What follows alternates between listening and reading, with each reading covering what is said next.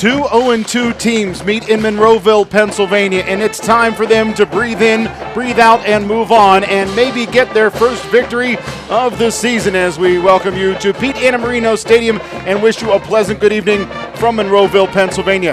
Adam Gusky, Vince Russo on the call for you this evening as the Gateway Gators take on the North Hills Indians. And Vince, like I said, two teams that are 0-2. The Gators coming off of losses on the road at Mount Lebanon and at Woodland Hills. Meanwhile, North Hills losers at home against Bethel Park and then on the road against Upper St. Clair. Yeah, two teams that want to run up-tempo offenses, but two teams that haven't had a whole lot of points on the scoreboard. Just 24 combined points in 4 games for these two teams. And as we know, the Gators have only scored once this season. That was in the opener against Mount Lebanon late in the game. Brad Birch sneak for the touchdown. And we're not going to see him again tonight. We're going to see Sid Bryant behind center. So the Gators got to find someone else on this offense and on this roster, for that matter, that can find the end zone. Talking about Sid Bryant, he played a pretty good game at Woodland Hills last week in his first career start. Yeah, 19 of 32, 172 yards. Didn't turn the ball over, looked competent and comfortable whenever he had time, but that was an issue. Did not have a ton of time and had to scramble a good bit and try to find options downfield. Did a few times, but there were penalties that brought some of those plays back, so hopefully the Gators are able to clean some of those things up, because there were some signs of life with this offense, and I think tonight, if they're able to execute, it could be a get-right game. This is a young North Hills Indians team, and a chance for the Gators to get some confidence as they continue this non-conference slate and head into Franklin Regional next week, a big opener.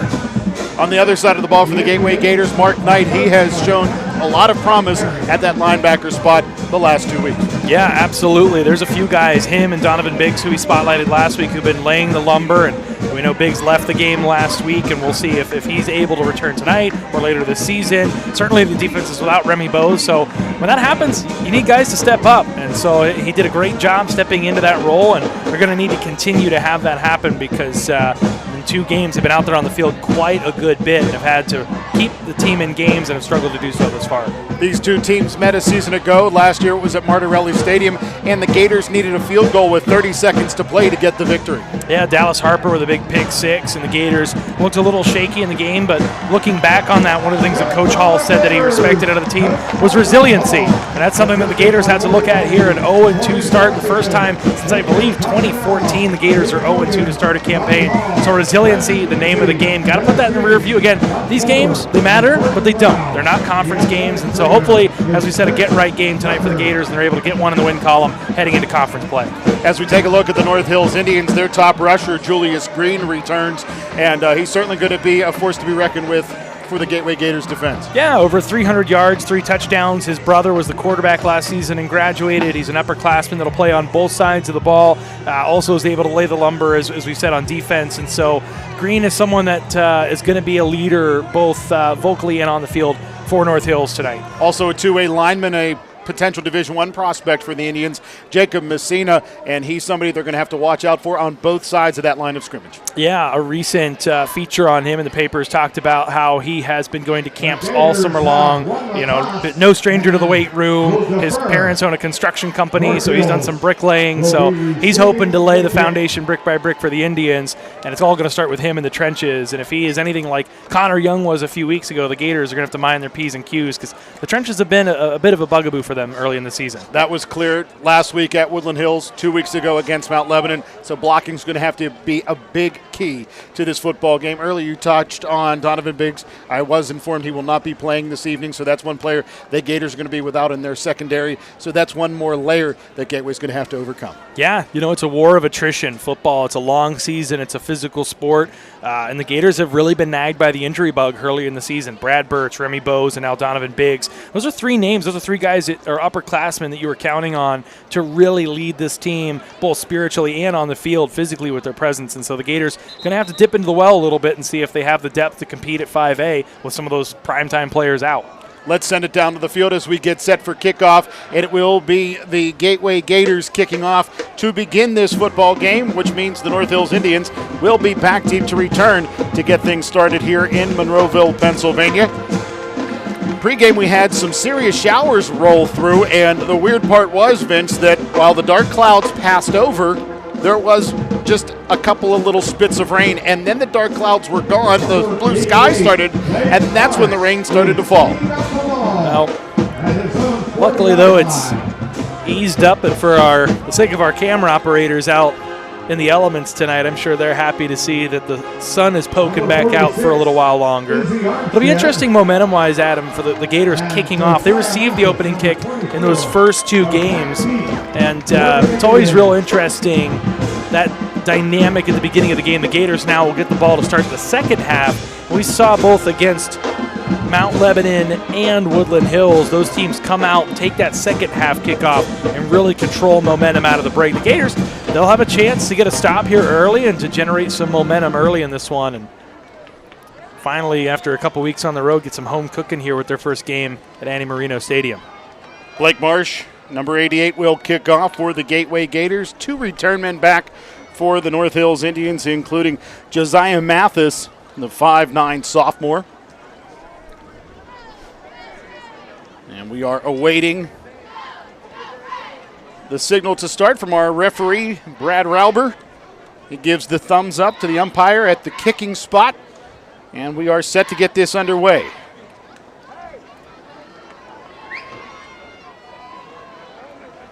Again, Marsh will kick off for Gateway, favoring the left hash, the Gators in their home blacks, the Indians in their road white uniforms.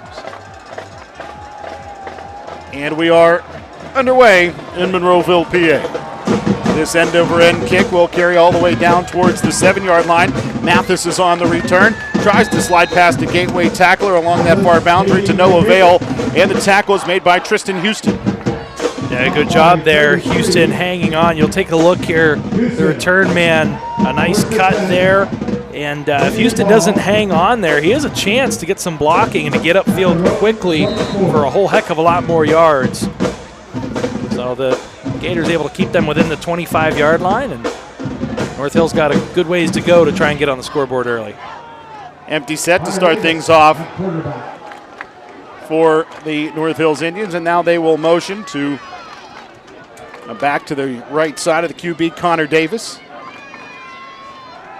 Pass to the near side left. That's complete to Green, and Green is met near the line of scrimmage and brought down. 2 Gators are there, including Ahmad Harris. Yeah, we've seen the Gators offensively, no stranger to that quick screen pass out into the flats to the running back there. Gators defense was ready for it as North Hills dialed it up there on first down. Draw handoff this time. Nowhere to go. Was in the backfield is Amari Gans, and Gans just swallows up the back, Julius Green. Gans, one of those upperclassmen they're going to lean on. Has a lot of experience. We saw him on the offensive side of the ball. A couple good carries last week, and able to get into the backfield and stop that play before it even got started. Hard count. Gateway with 1 step by the lefty end, Elijah Fisher. But here on 3rd down and 11, a very extended time at the line of scrimmage for North Hills. Down to 7 on the play clock. Play action, toss, near side left. Pass is complete. On the catch, Josiah Mathis. Mathis is brought down out across the 30 to the 31-yard line, where Jair Phillips makes the tackle. Yeah, good play design. It looked like for a minute they had people in place there, but they just missed the assignment to get in front of Ahmad Harris there, and Harris able to benefit from that. Comes up, makes the hit, stops them before they get to the chains, and so a 3 and out. Gators get a chance to get the offense on the field. Sid Bryant pick up with some of the momentum from last week. Get the Gators on the board first, hopefully. Punt away by Rashad Temple. And that will take a very nice Indians bounce, continuing to roll all the way down to inside the 15 to the 14-yard line, where it's down by Carson Lejeune. And the Gators have the long field to deal with. Now the rain's out of the way. Was a little worried there for a minute that you'd be sending a guy out for his second ever start with some of the elements, but things have dried up, so look for the Gators to try and keep that balanced approach. Last week they weren't able to really establish the run as the game went on, falling into that big hole against the Wolverines. Jaquan Reynolds just waiting for him to break out in one of these games. He's had a couple carries each game where he looks like that big-time ball carrier, but averaging just 3 yards a carry early in the season. Toss to the far side left is complete. A little slip screen completed to Phillips. And Phillips just gets it to the line of scrimmage. And it'll be second down and 10. Yeah, interesting. Both teams start their possessions out the same way and both with similar results. Not a whole lot going there on those slip screens to start the game.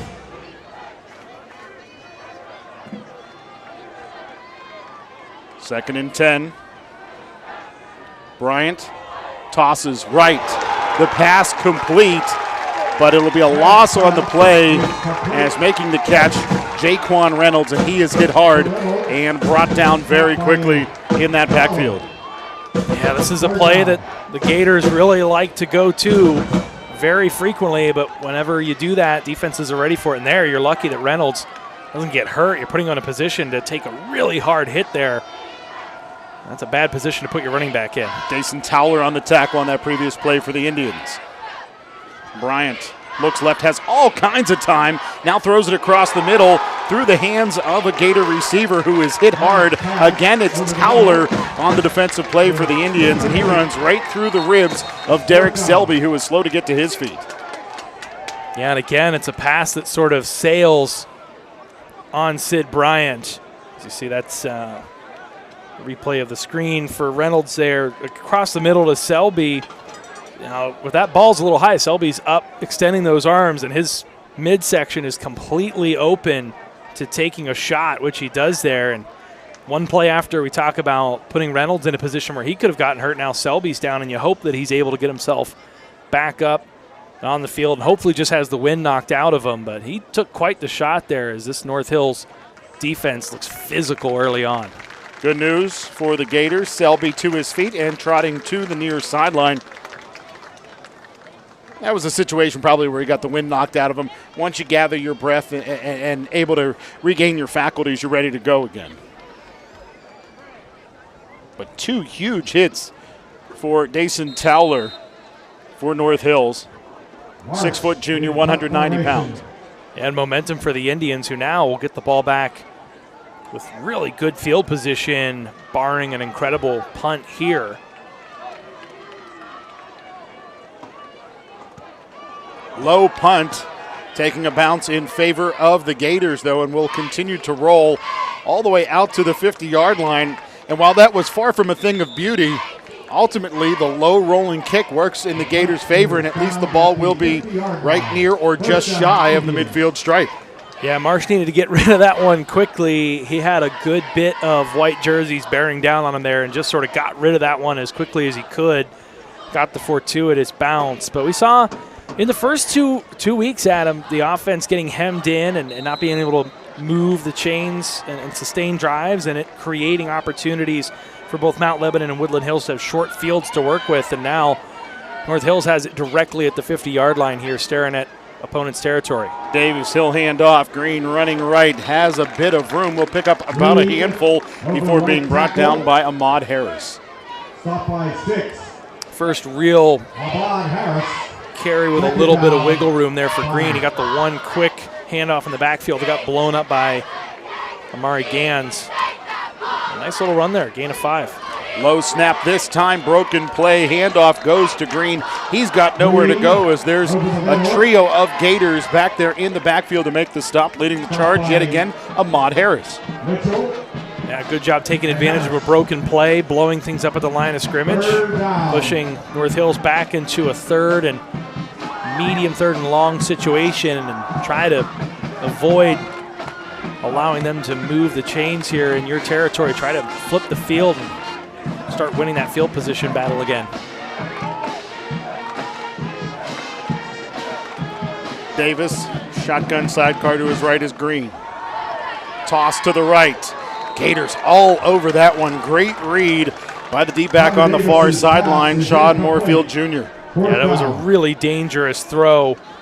You would think that the quarterback there, Connor Davis, would have been maybe a little more wise to just sort of throw that one away, as there were a number of different jerseys in that area, white and black alike, and just sort of threw a 50-50 ball up there, and one of the best case scenarios coming out of there was an incompletion. So the pass was intended for Temple, like I said, incomplete. And again, it was S.J. Moorfield with the great read. And here it's 4th down and 7. North Hill's using a good bit of the play clock here. Will they pooch punt it? As we see Davis take further steps back, it looks like that's going to be the case. This one end over end, and it will be fair caught by the Gators. Kenny Lewis. And it will be right around the 25-yard line. Looked like it was a little further out than the 25, but it will be the 25 where the drive will start for Gateway. 25. Well, so you avoid surrendering any points and you give yourself better field position than you had the last time starting out offensively. So Gators get a chance here. Interesting, they went with 3 passes right off of the jump there. See if they try and run the ball here a little bit on this possession with Jaquan Reynolds there in the backfield, or even potentially a jet sweep any which way with some of these talented guys on the outside like Kenny Lewis.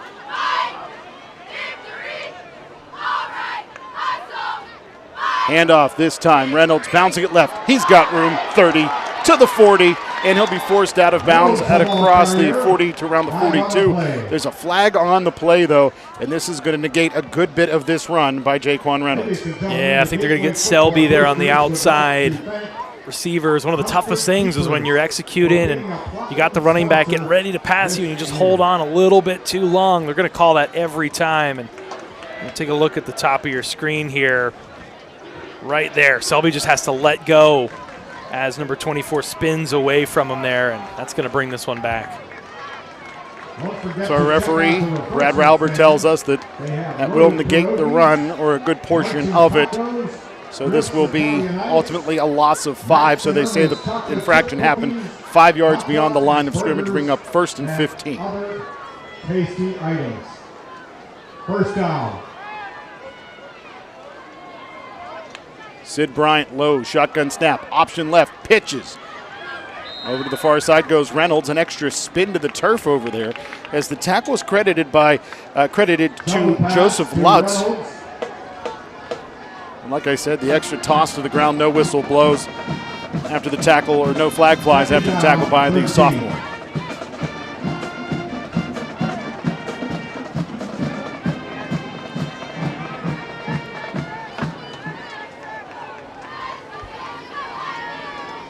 Bryant empty set this time. Has all day. Settles his feet and throws complete. Kenny Lewis, first down and more. Trying to wrestle his way free, but cannot do so. Tackled by Josiah Mathis, and it's 1st and 10 for the Gators. Coaching staff down there on the field imploring them to keep the pace up, get to the line of scrimmage, get the next play in, and keep moving. That was a dart across the field. Nice throw by Bryant. Good job feeling comfortable stepping up in the pocket, and a good job by this offensive line early in this game. They've given him some time to look downfield. Draw handoff to Reynolds. Gets out to the 40 before being driven back.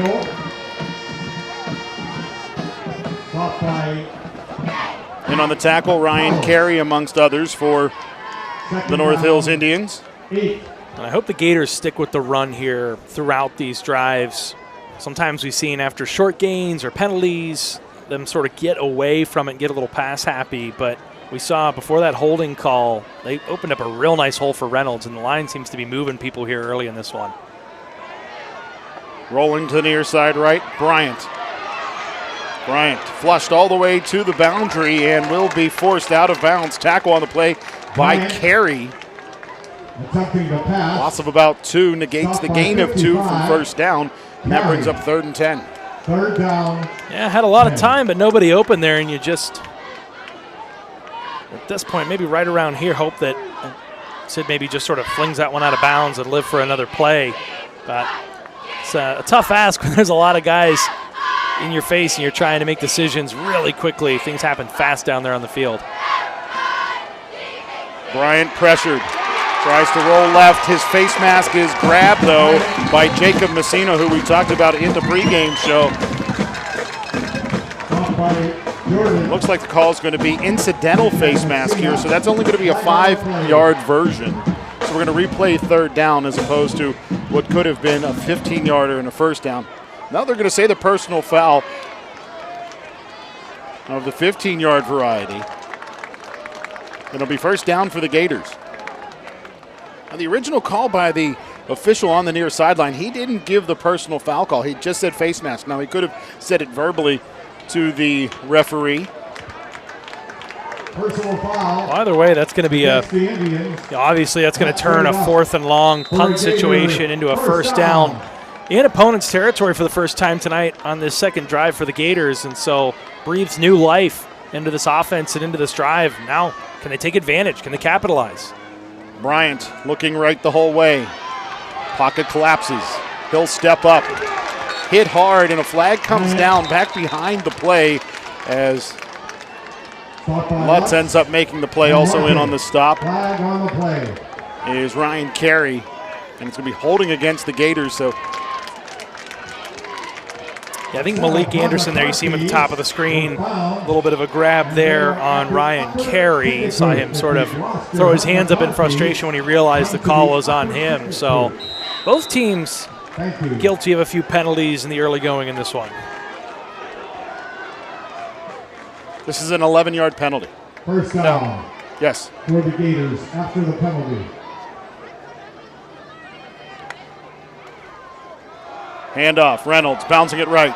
The penalty doesn't matter because Jaquan Reynolds answers very quickly on first in the country mile, forced out of bounds, picking up positive yardage there. They're going to mark the ball at the 45. Certainly looked like he got closer to the 43. So we take a look at this replay. No, good call. That right foot hit the out of bounds line right at the 45. We got a good vantage point up here in almost the clouds, but it is interesting to see the little misses there on an 11-yard penalty. Toss, left-hand side. Complete to Dyson Harper, and Harper will pick up a couple to the 41-yard line, bring up third, a very manageable 4. Quick little pitch and catch. Saw the Gators have a little success with that at times in the last contest against the Wolverines, and I think that's going to be the continued recipe here. Quick hitters trying to get your athletes in space. Draw handoff, Reynolds, he's got the first down, still on his feet inside of the 35 to the 34-yard line. Where the tackle is finally made by Israel Armstead. Well, this is, you talk about establishing the run. Part of it's getting a guy like Reynolds and getting this offensive line in a little bit of a rhythm. And looks like they're in that rhythm right now, and a couple really solid runs by Reynolds. He's got a little cramping, it looks like, down on the North Hill side, which will kind of slow the progress of this Gateway offense, which, Adam, I think for one of the first times this season, since maybe one of those first drives against Mount Lebanon, we see this offense really clicking and a good balance between run and pass. Joseph Lutz being stretched out, sophomore linebacker. As we take a look at the Gateway Gators schedule, a couple of losses for Gateway at Mount Lebanon, the number 3 team in 6A, and at Woodland Hills, unranked in the Trib side, but the number 5 team in the PG, a 27-0 shutout to the Wolverines last week. Of course, this week it's against North Hills. Then conference play starts next week, a home game against Franklin Regional. An opportunity to extract some revenge, and Franklin Regional beating Latrobe last week, but they haven't necessarily played a super tough schedule. They certainly returned some solid pieces. Aiden Hudock will be back at the receiver position for the Panthers, but Gators going to be looking for revenge in that one. Handoff, Reynolds wiggling his way left. Gets it to around the 31-yard line, so a gain of about 3. Makes it 2nd and 7. Stopped by Allen and Broderick. Just puts his head down and tries to make the most of that one. That hole closed up quickly. We've seen the Gators drive the ball down into opponent's territory. Got to come away with some points here. Toss to the near side right, complete. Harper inside of the 30, tries to make his way to the 25, but a nice open field stock by Jack Martin. And again, little chunks here and there. They go from 2nd and 7 to 3rd and 3. Give yourself an opportunity. This is also likely 4-down territory should the Gators come up a little short here. Gators go to the ground. It's Reynolds inside of the 25. That'll be enough for the Gators' first down. Is down at the bottom of the pile. Ryan Carey also in on the stop, Jack Martin. We're so used to seeing this Gators offense be explosive, 2-3 play drives. There's nothing wrong with doing it this way, with just taking 3-4 yards at a time, taking what the defense will give you and moving the ball methodically and eating clock while you're doing it. Again, a delayed handoff to Reynolds, and this time the Indians are all over it as Jacob Messina makes the stop for North Hills. Forward progress stop 2 yards deep in the backfield. That brings up 2nd and a dozen. And Messina's gonna have a few of those throughout the night. 6'4", 265. He takes up a lot of space down there. Ball originally spotted at the 25, then to the 23. And then the play is started, and a whistle blows and flags fly on a false start against the Gateway Gators. Things feel, from all aspects, just a little disjointed here to start.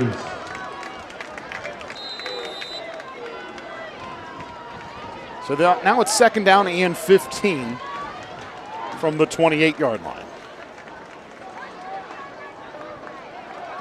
Bryant, this time in the pistol, it looks like. Now he'll step back, a short shotgun, hands off to Reynolds, who tries to cut left and then slides his way back to the right, driving his feet to the 25 before he's stacked up by virtually every white helmet on the field. Yeah, good job keeping those legs pumping, trying to drive that pile forward, but just ran into enough Indians getting in on the gang tackle there. Again, you have 3rd and 12 here, likely 4-down territory, so you don't need it all right here. They're going for it, though. Pass to Kenny Lewis along the near sideline is incomplete. Lewis went up and caught it, but the pass carried him out of bounds. So not exactly on the mark by Bryant, and on the coverage is Jack Martin for the North Hills Indians. Yeah. Didn't really give Lewis a chance to come down inbounds with that one, just ran out of real estate. It's a tough throw to make. And now sets up a 4th and long situation, and probably a little long for a Blake Marsh field goal. That would be about 42 yards. So I wouldn't be shocked to see them run an offensive play here. And a timeout taken by Gateway. This will allow Gateway coaching staff to talk things over with that Gateway offense in the center in the green. You see Donnie Hall in charge of the offense on the field. His father, Don Hall, the head coach. A couple of booths down up here at Antamarino Stadium. Taking a look at the North Hills schedule, and Vince, we talked about it before the game. They've had a rough start to their season as well, with losses at home to Bethel Park, on the road at Upper St. Clair. And things don't get any easier for them because they've got a conference game next week against Woodland Hills, who we saw last week, and they are a legitimate football team. Yeah, very physical. They've got a great quarterback to receiver connection between Cam Walter and Scoop Smith. And, you know, these schedules are just the inverse of what we saw last season. North Hills went 3-7, did qualify for the playoffs due to tiebreakers, but it's a tough gauntlet for them. They got a lot of tough teams on that schedule. And right after Woodland Hills, they've got Penn Hills. As Sid Bryant on 4th down, flushed, running left, trucked down from behind by Jack Martin, as Jack Martin found an extra gear and brought Bryant down in the backfield, and it's a turnover on downs, and a good drive for the Gators is thwarted on a turnover on downs. And it's been the story of the season for the Gateway Gators. Close, but no proverbial cigar, as it were. They've had a lot of drives where they've been able to sustain, and my goodness, Adam, I think they had the ball there for about 7-8 minutes there, but just were unable to find pay dirt once again. And, you have to think at some point something's going to click. They'll find a big play or break the defense, but frustrating that they've had so much progress offensively, and you're seeing Sid Bryant feel more comfortable. They just haven't been able to translate that into a full, complete, perfect drive where they put the ball in the end zone. Gateway is going to use their second timeout here on 1st down. Morty Ivy called the timeout to the side judge here on the near side because the Gators defense was not all on the same page. That's frustrating stuff you hate to see, but again, we talk about they're missing some crucial components of this defense. You're missing Remy Bose, you're missing Donovan Biggs, you're missing guys that normally would be leading that communication down on the field. You're counting on other guys to step up and be both the physical and vocal leaders on defense. And so far, so good for the Gators overall. Certainly given up no score. They've done a good job. 2 3-and-outs thus far, even after North Hills took over with decent field position at about the 50-yard line. So you certainly can't complain about the performance overall tonight, but certainly hate to burn a second timeout before the end of the first quarter here if you're the Gators. To the ground go the Indians. Running to the left side, Julius Green, and Green picking up close to first down yardage as the tackle is made by TJ Mitchell. Stop by Yeah, he'll get that one just past that lead stick there. Gain of 11. Green, he's had a couple nice bursts here. Not a ton of speed, but pretty shifty there. Run to the near side left. It's Green, finds the corner and is shouldered out of bounds by Kenny Lewis, but another North Hills first down as the ground game is going.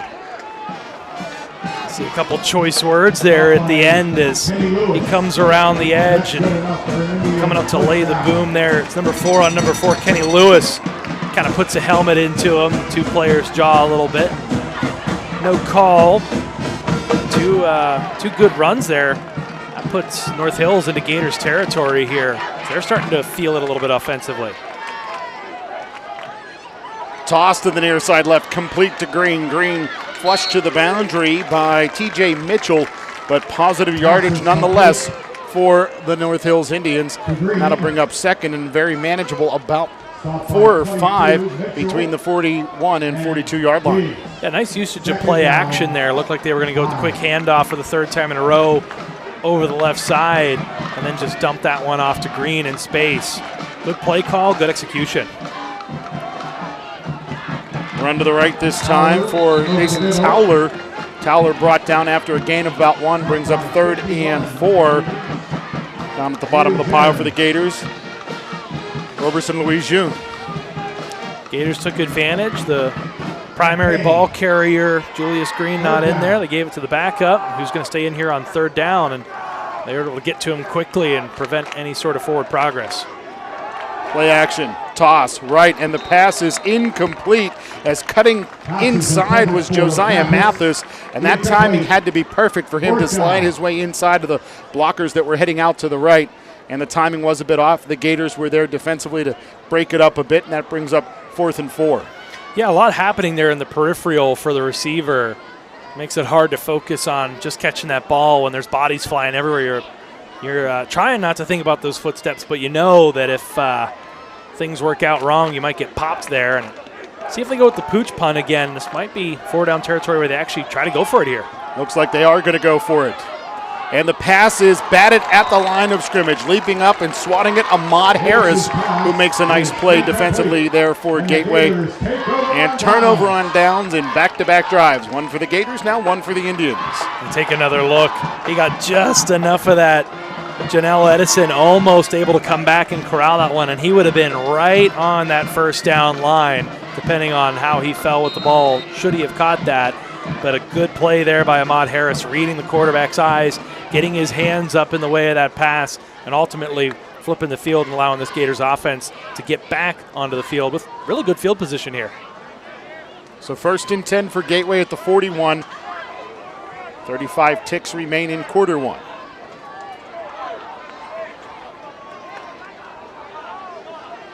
Delayed handoff, and Reynolds is met in the backfield. North Hills not at all fooled by that play by any stretch of the imagination. Carson Lejeune on that tackle for North Hills. Also on the stop is Jamar Allen. Those delayed handoffs are giving North Hills time to get in and blow up those plays. They've come around to that read option. And they're picking up on whatever cues are going on down there that's allowing them to realize when Reynolds is going to be getting that ball late. And looks like the Gators going to let this clock run out here. Going to have to go to the air a little bit here. The run's starting to get plugged up a little bit, Adam. Maybe they'll try a deep shot here. Quarter number 2. Quarter number 1 in the books. We are scoreless here at Pete Annamarino Stadium. Adam Gusky, Vince Russo on the call. We'll take a pause and be right back with second quarter action.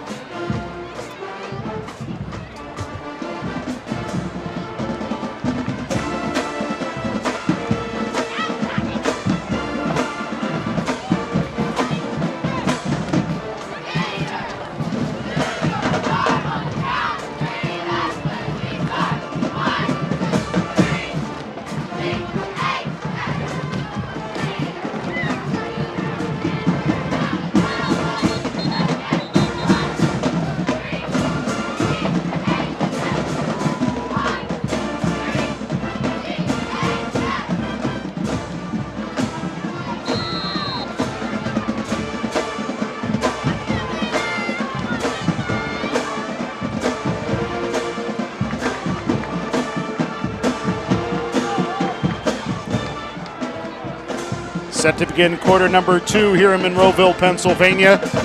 It's the Gators and the North Hills Indians knotted up at 0 apiece.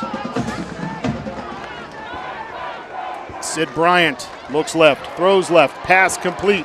Pulling it in, Jareer Phillips, and Phillips out across the 35, or rather the 45 to the 46-yard line, and it's a nice gain for the Gators. They're making it a third and much more manageable half dozen.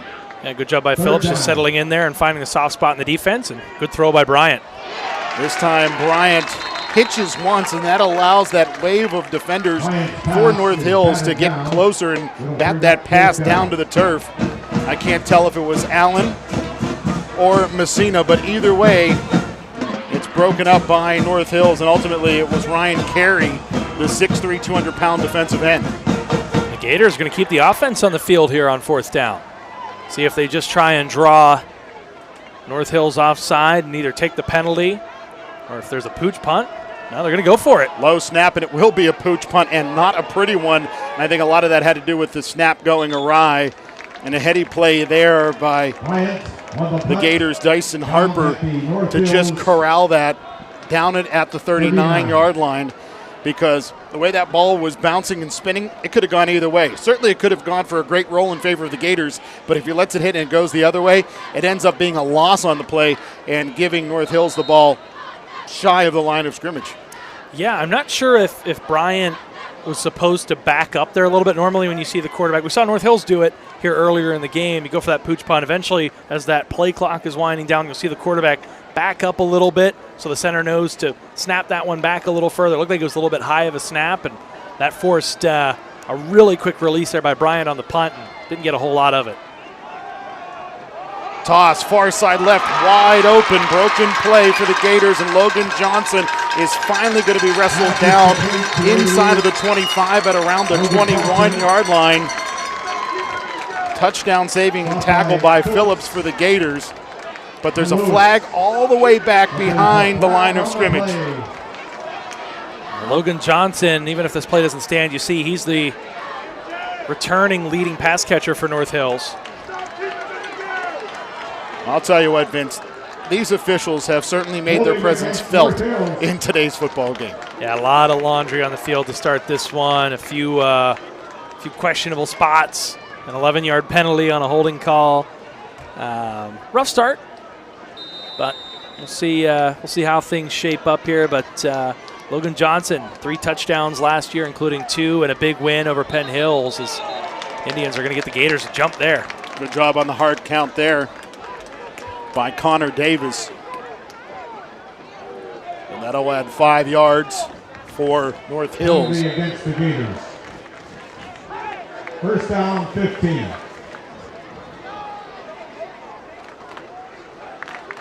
So again, it's Davis in the shotgun with Green to his right. Toss to the near side right. Open is Mathis, and Mathis is met after a gain of 1 or 2. It's a nice open field play by S.J. Moorfield. Yeah, nice open field tackle there.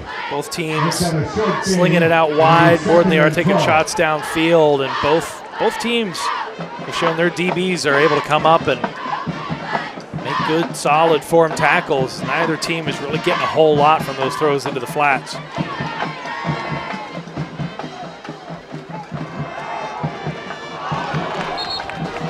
Crossing pattern intended for Temple is incomplete.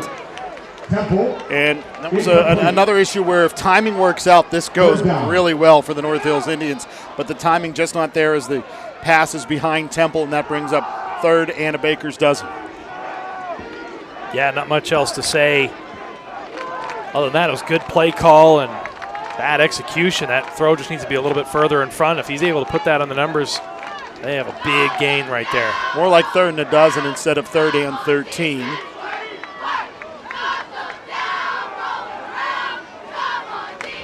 As Davis will settle in the shotgun with Green to his right.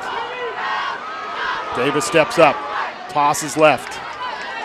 Finds his tight end, Logan Johnson, but Logan Johnson is met after a gain of about 1 or 2 as the tackle was made by Amari Gans. Gators are looking sharp on the defensive side of the ball. This is by far, I think, the best we've seen them play so far this season, flocking to the ball, looking confident.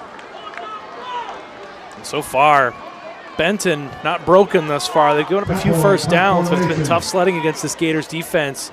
Now they get another opportunity, see if Kenny Lewis can get under this one and get a bit of a return. Timeout taken this time by North Hills, as they don't seem to have their proper punt unit out there on the field. And that'll give us an opportunity to take a look at some scores throughout the WPIAL, Vince. Certainly some good matchups tonight around 5A that folks want to keep their eyes on. I think the game of the week everyone's looking at is Penn Hills, Pine Richland. The Indians just scored a touchdown on that one but missed an extra point. So the Rams are up 7-6 in that one. The Gators' opponent next week, Franklin Regional. They got Connellsville, who beat Hempfield earlier this year, but they're up 14-0, the Panthers are. Shaler and Plum, a couple 2-0 teams in 5A that are a bit under the radar. It's 7-0 Shaler in that one. And then Penn Trafford up 14-0. They're 0-2, taking it to Woodland Hills right now. A little surprising with how well the Wolverines looked, or how good the Wolverines looked last week against the Gators. 4th down and 9 for the Indians as the punt unit comes on. And this one, a sky-high, very short punt, will be caught by S.J. Moorfield at around the 46-yard line, and he'll take a couple of steps forward, and the Gators are going to have great field position. And while that's a good decision, ultimately because it worked out for the Gators, I don't know that it's a great decision for S.J. Moorfield, who has a very heavy cast on that left hand. Yeah, that's questionable in a sea of white jerseys to come up and take that one, as that one was sort of bouncing around. But no harm, no foul, able to fall forward toward midfield, and the Gators, for a second straight possession, are within sniffing distance of midfield, and see if they can put something together here and strike first in this one.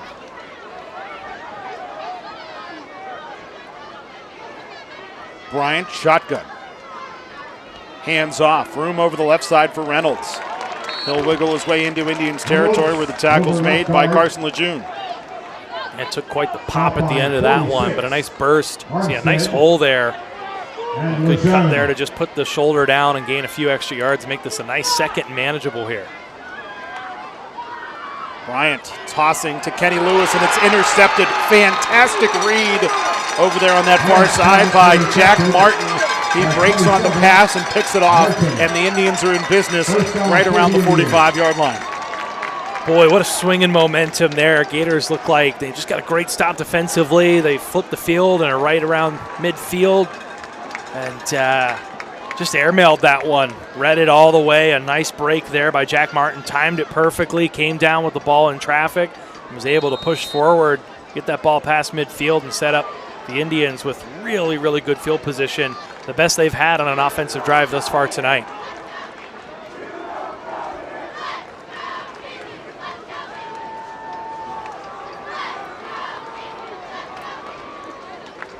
Play action. Davis looking for the home run ball. Has the receiver back there, but overthrows John Hosky. And that incomplete pass brings up 2nd and 10. Would have had to really put that one on a rope into the right spot there. Is a little bit of a step there, but good coverage overall.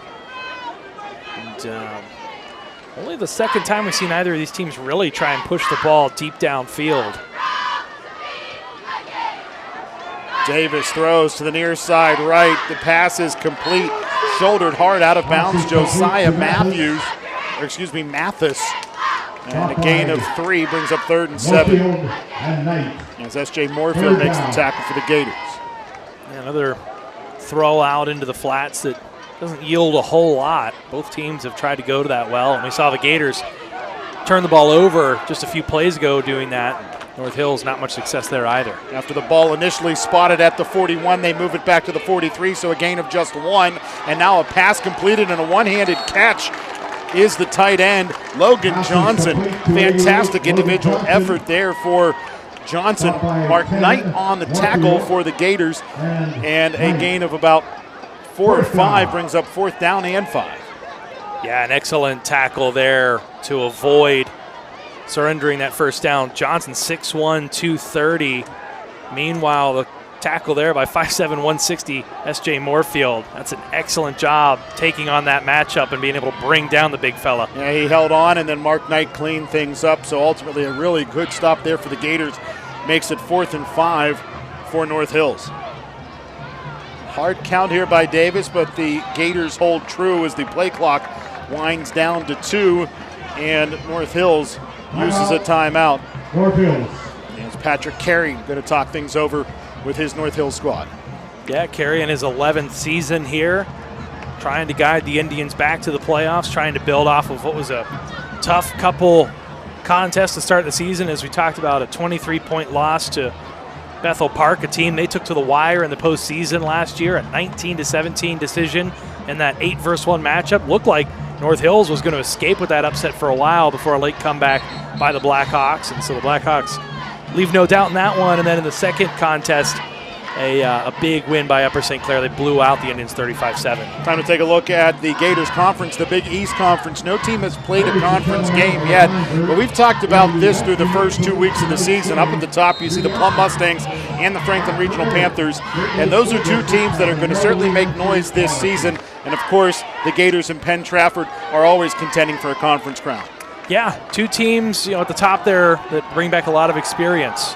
Davis pass complete to the tight end, Logan Johnson, who turns back to the ball, catches it, holds on, and is brought down for an Indians first down as Amari Gans makes the stop for Gateway. And again, you talk about Penn Trafford in the mix there. A lot of parity in the Big East. No teams in the top 5 right now through the non-conference play, but Penn Trafford taking it to Woodland Hills. You can never count them out. They're always solid out there in Harrison City.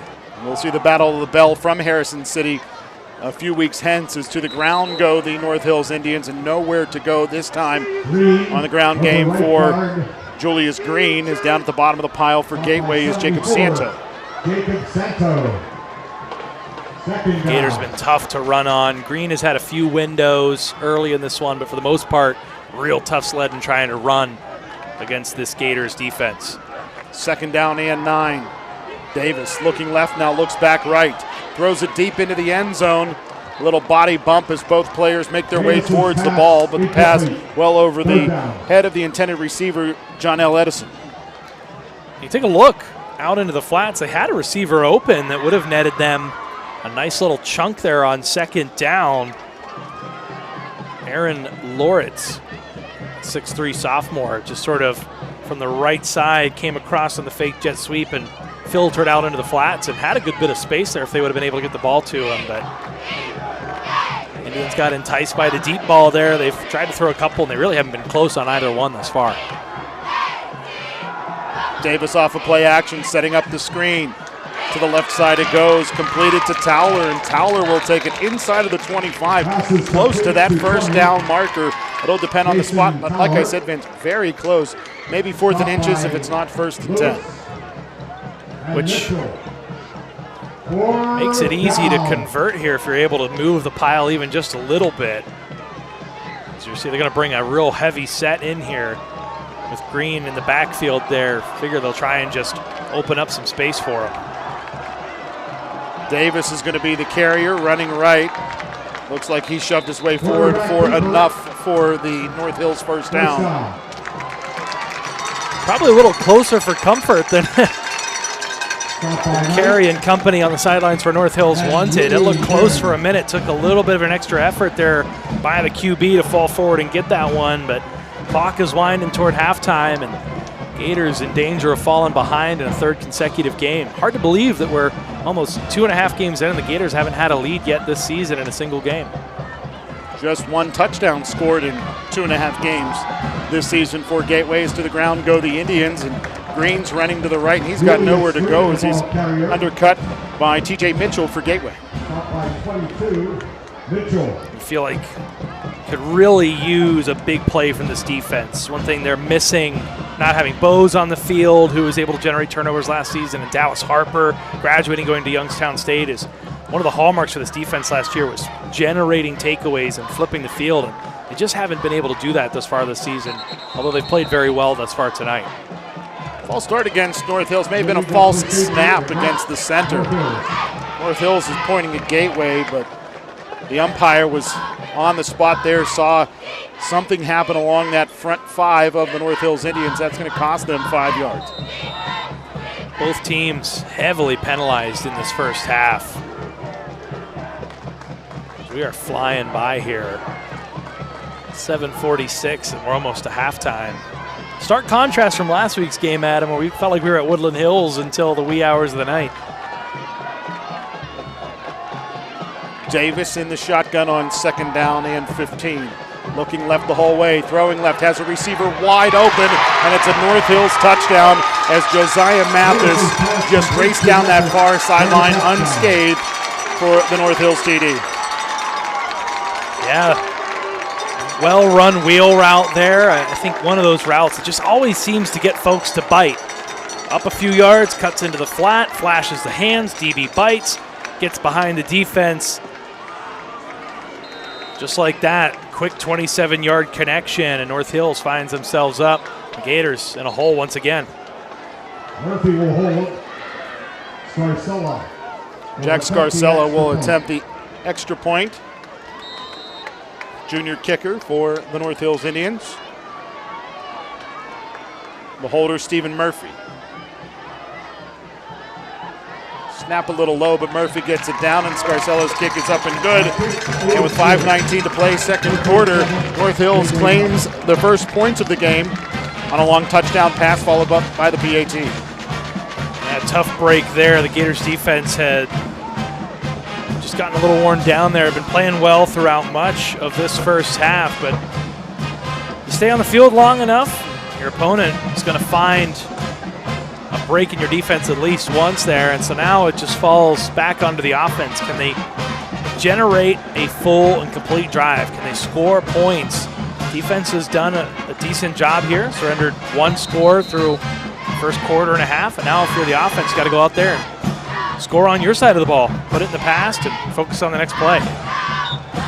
Pretty decent night before the game, Vince. We talked about the fact that some rain rolled through, but things have cleared up. Still some clouds out there in the sky, 74 degrees. Humid evening after the rain rolled through here in the eastern suburbs of downtown Pittsburgh, which you can see on the horizon, including the U.S. Steel Tower.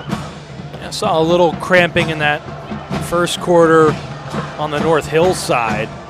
We'll see as this game goes on. That's the second half. We saw Kenny Lewis have a lot of issues last week. He plays offense, defense, and special teams. Being humid again tonight, I'm sure we'll see some more cramping from some folks. A bouncing kick carrying all the way down towards the 11-yard line where it's scooped up by Gateway's Kenny Lewis. And Lewis carries the ball out towards the 20 and now will race to the near side. He's out across the 30, the 40, the 50, to the 40, cutting it back. Picks up a block to the 25-20, 15, 10-5, end zone, touchdown, Gateway.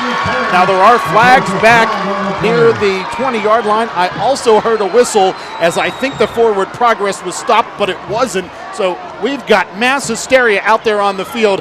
And Vince, we already talked about it. This has been far from a clean game by the visitors, the home team, and the Stripes. Yeah, quick whistle there. And now there's a lot of explaining to do as a couple flags came in there in succession. Not sure if it was on the same thing or not, but it looks like at least one's going to be on the Gators. Yeah, holding against Gateway. So that'll push the ball back from the 20 back to the 10-yard line. Like I said, our referee, Brad Rauber. Mike Galwitz, our umpire. Evan Sargo is our head linesman. Gino Culla, our line judge. Jack Ziles, the side judge, and Zach Petro, the field judge. Brad Rauber, the referee, longtime collegiate referee in women's basketball. He also officiates lacrosse as well.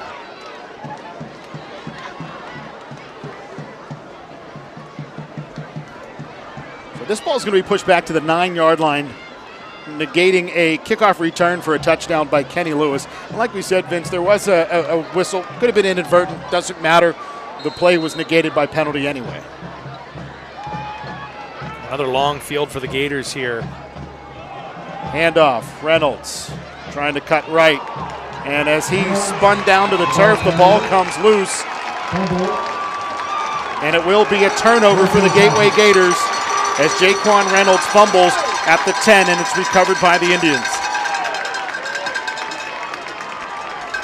I got to take another look myself. It looked like an innocuous play there, and then at the end, Reynolds, who very rarely loses a handle on the ball, very sure-handed. That was a ball carrier over the past several seasons for the Gators. A very uncommon mistake for an upperclassman leader.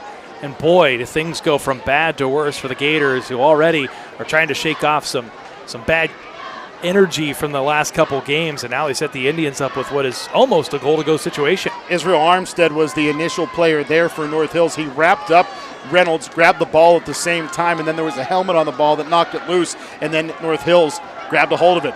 Now the Indians are trying to get something going here on first down from around the 12-yard line. The ball basically spiked by Connor Davis. Is there an intended receiver or a eligible receiver in the vicinity? We'll take another look, but you could argue maybe the halfback there in the vicinity somewhat threw his hands up, Julius Green, but no, the flag came in. Looks like it is going to be intentional grounding against Davis. So they're going to move that ball back from around the 15 where Davis was wrapped up. So around the 16 now, and loss of down to go along with it. I think that was a good call by Brad Rauber because the only player in the vicinity was Julius Green, but that ball was 5 yards beyond Julius Green. Yep. Quarterback still in the tackle box. So textbook call there. Good eyes by the officials, and loss of down for the Indians, and a break for the Gators potentially. Davis to the air, throwing to the near side right, and that pass is incomplete. Closest player to it is S.J. Moorfield for Gateway, and that'll bring up third down and about 14 for North Hills. No, excuse me, not quite that far. It says 3rd and 20 on the board, and I don't know that that's accurate either because the line of scrimmage originally was the 12. The line to gain is the 2. The ball's at the 21, so it's more like 3rd down and 19. Either way, the Gators put themselves in position to try and get off the field after a disastrous turnover.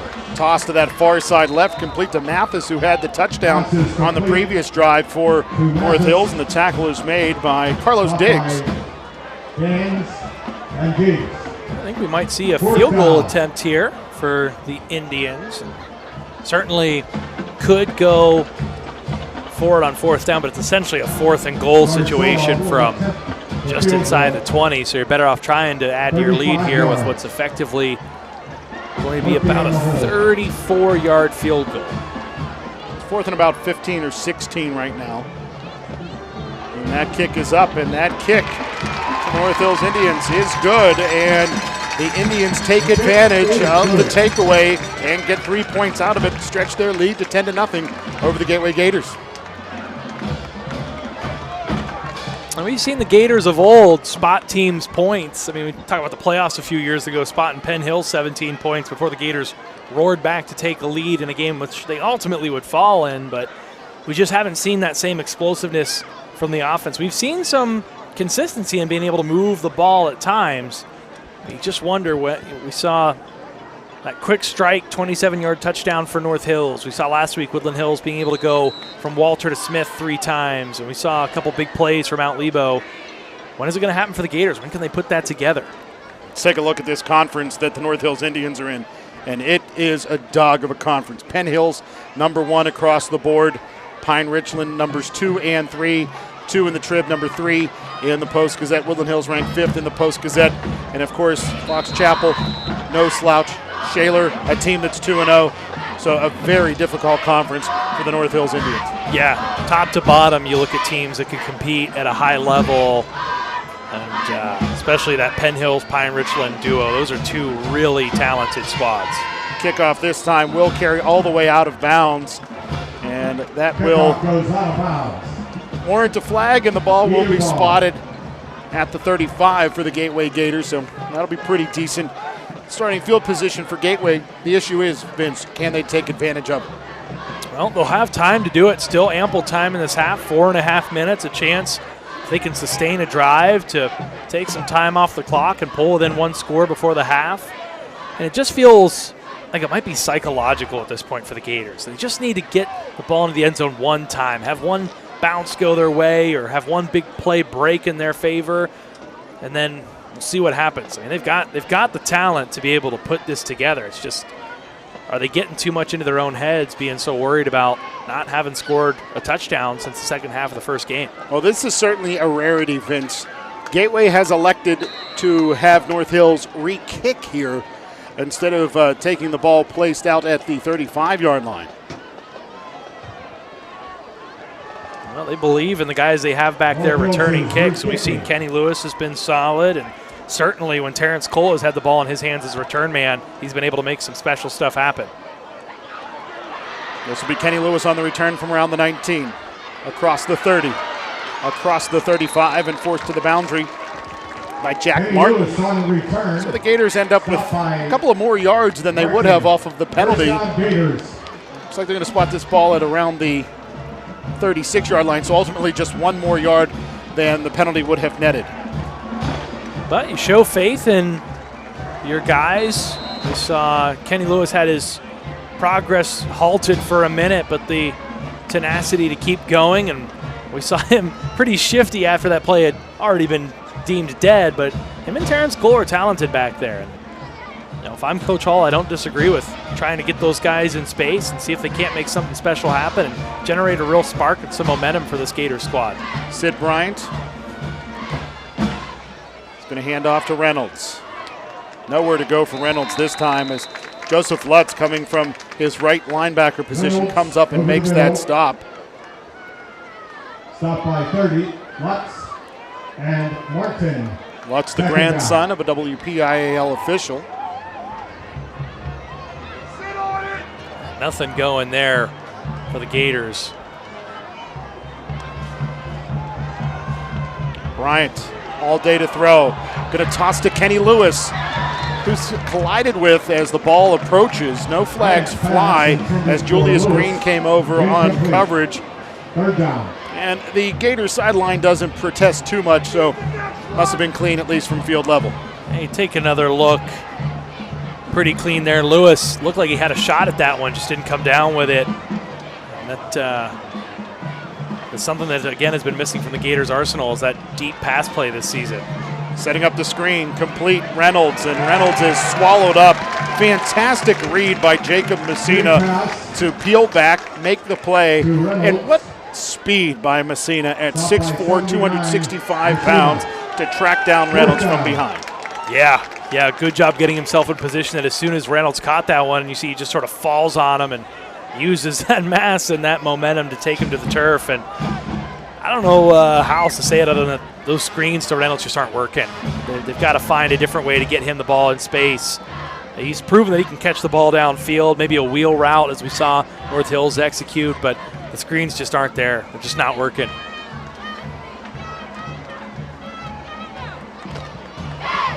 Punt by Marsh. Lowe takes a very, very good Gateway bounce and roll, and will roll out of bounds at around the 23-yard line.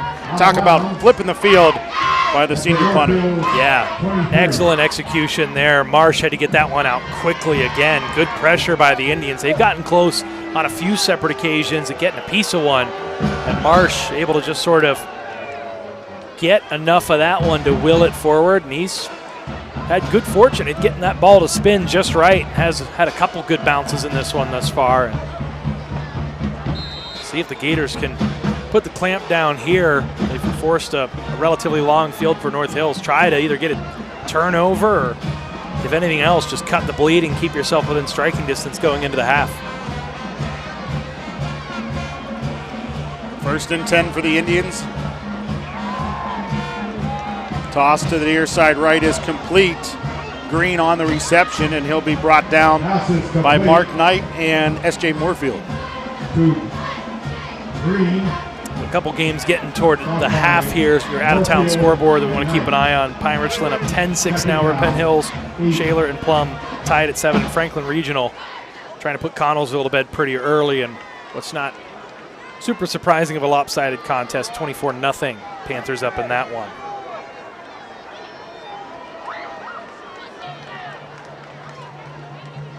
Davis, play action. Straight drop back, flushed to his left. Hesitates. now be wrapped and brought down. Nice open field stop by T.J. Mitchell, the Gators sophomore linebacker. Yeah, real good job by Mitchell there. Just breaking down and waiting to see where exactly and what move the quarterback was going to make. Great pursuit there. And then just able to get to the ankles and bring down the ball carrier in the backfield for the sack and force a 3rd and long as the clock continues to wind. 3rd down 15 for North Hills. Indians have used a majority of the play clock each and every play, even though they run from the line of scrimmage. I think they're comfortable, certainly with a 10-0 lead going into the half here. Davis going to hand off to Green.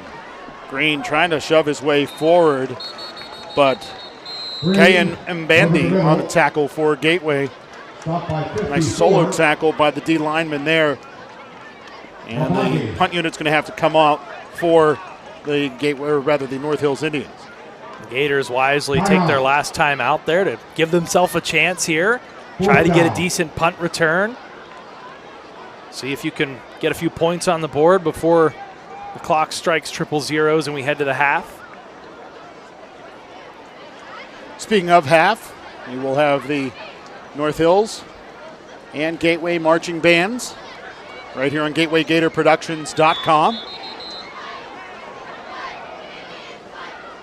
Lots of broadcasts coming up here on GatewayGatorProductions.com, including next week, girls volleyball on Thursday. And then we've got football again, a home game next week, as the Gators host the Franklin Regional Panthers. Vince Russo and Spencer Witt will be on the call for that one. Then girls soccer the following Monday, so a quick turnaround before the Gators hit the road to take on the Plum Mustangs in football. I feel like Spencer and I have had that call with Franklin Regional the past 3 years. That is correct. I was just talking to Spencer about it during the soccer match the other night. That has, in fact, been the case, that the past several seasons it's been you and he on the call for Gateway versus Franklin Regional. As the ball bounces to that far sideline, out of bounds to 31. It'll be 1st and 10 for Gateway with about 68 seconds to go. You wonder, it's going to be very interesting to see how the Gators approach these last 68 seconds. That was a really good punt there that flipped the field for North Hills. They're coming off of a couple turnovers here in the second quarter. Do you press the issue with the worry that you might turn the ball over one more time and give North Hills a shot at points, and you play it safe, or do you trust your guys to go out there, put that in the rearview mirror, and try to break a big play here and get some points on the board before the half? Well, the Gators are going to send trips to the left here, so that's certainly indicative of trying to get something going offensively. Bryant hit as he pumps.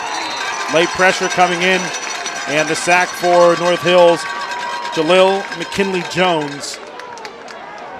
And the clock will continue to run here in the latter stages of quarter 2. Well, the one saving grace, North Hills only has one timeout, so there's not a whole lot they can do to try and get this ball back. Sid Bryant looking right, throwing right, the pass well over the head of the intended receiver, Dyson Harper. But granted, if you stop the clock under your own volition here, you keep that timeout in the pocket of the Indians, and so you wonder if they'll take another shot here on 3rd and very long, or if you just sort of lick your wounds and try to get into the half without taking any more self-inflicted damage here.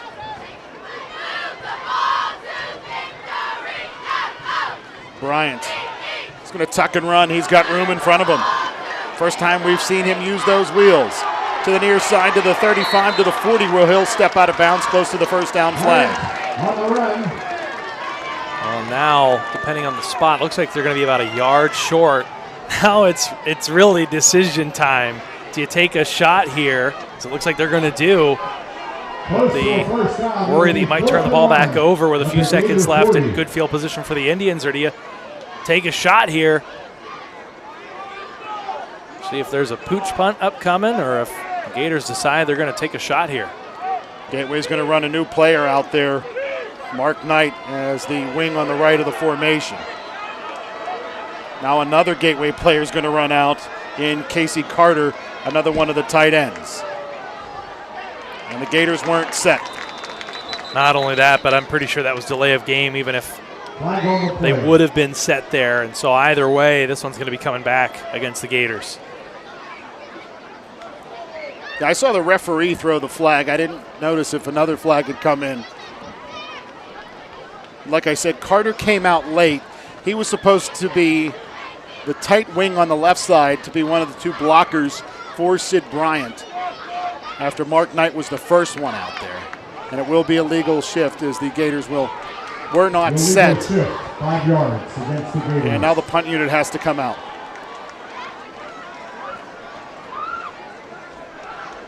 It would have been tough for the Gators. The clock stops on a first down, but they would have to be real quick to get back up on that one after what looked like a designed QB keeper there. About 32 seconds left. So now if you're Blake Marsh and company, you hope to just really get a nice punt off here and pin North Hills far enough back with only one timeout that they sort of just fall on the ball here and take it to halftime. Low snap. The ball's still loose, and the punter for the Gateway Gators, Blake Marsh, let it sit on the turf, and that just allowed North Hills' Dason Towler to race back there, grab the ball, flip himself over, and come down with it with possession. And it'll be 1st and 10 for North Hills inside the 17, shy of the 16. And this is bad news for Gateway. Boy, they're lucky that the momentum did take Towler to the turf, because it was just Blake Marsh standing there with 3 white jerseys around him, and that very nearly was returned for a touchdown. Now the Gators have to dig their heels in to avoid giving up another score here, and the Indians still have that timeout in their back pocket. Davis looking right, throwing right, intended for Green, incomplete. There's the timing off there. We've seen several times today, if that timing works out for North Hills, it's big yardage for the Indians. It just hasn't. They're a young team. A lot of young pieces. So this is a team that's going to grow. You do have a senior at quarterback, but around him you have a lot of underclassmen. Davis steps up into the pocket as he's pressured, rolls to the right, now tosses it complete. Catching the football for North Hills is Edison, and Edison is brought down by Mbandi. Flag on the play. And there's a flag down over on that far side, inside of the 15, and it's an eligible receiver downfield against North Hills. Ineligible receiver downfield. Surprising. Tend to see that happen a lot when these plays get broken like that, and you think the quarterback's going to run, so you start trying to find someone downfield to block, but then he pulls it back, throws the ball downfield. It takes a lot of discipline not to get called for that. And now North Hills is going to use their final timeout. North Hills. As you see that penalty being assessed against the North Hills Indians. So now if you're the Indians, you take the risk of trying to drop back one more time and throw one to the end zone, or if you just try and trot that field goal unit back out. Ball's at the 21, would be about 38 yards. They hit from 34 earlier with some room to spare. So you wonder if they can try and tack 3 more on, if the Gators might be able to get a block.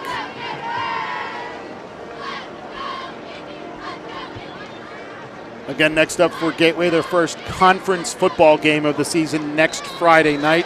Kickoff set for 7 p.m. as they take on the Franklin Regional Panthers. Be a home game for the first time in a while between the Gators and the Panthers. Yeah, 2 straight years. Ended the season a few years ago, the regular season that is, out in Murraysville, and then last year started conference play out that way as well. Davis, straight drop back. Now he'll step up into the pocket, rolling left. Settles his feet, has a receiver open, and it's a North Hills touchdown. Fantastic patience by Davis, and Logan Johnson doing a good job of finding a spot to be open. And he catches the football for a North Hills touchdown, putting the Indians up 16-0 with the PAT on the way. Just lost sight of big number 88 in the back of the end zone, and a nice throw there to put that up where the 6'1" tight end could go up and get it. North Hills gambles there with just a few ticks left on the clock, and they come away big-time winners there. Maybe it's almost, 17 if they get this extra point through. Gators in another big hole. That error on the punt certainly very costly, as that snap to Marsh was down on the turf. He doesn't pick it up. That gives North Hills an opportunity here with the final seconds of the quarter to work with, and they score their second touchdown of the game and their 17th point here in quarter two.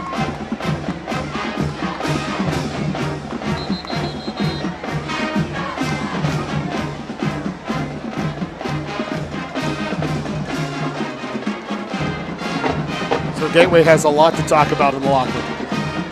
Yeah, where do you begin? The defense played really well to start this game, and after these last two turnovers, having to try and really step up in a tough position deep in their own territory. And credit to North Hills. We've seen these last couple drives, Connor Davis doing a really good job of extending plays and keeping his eyes downfield and able to get out of the pocket and complete passes to receivers after the initial reads don't work.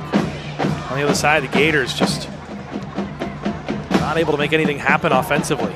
Ball bouncing through the hands of Amari Gans, and now Kenny Lewis will scoop it up.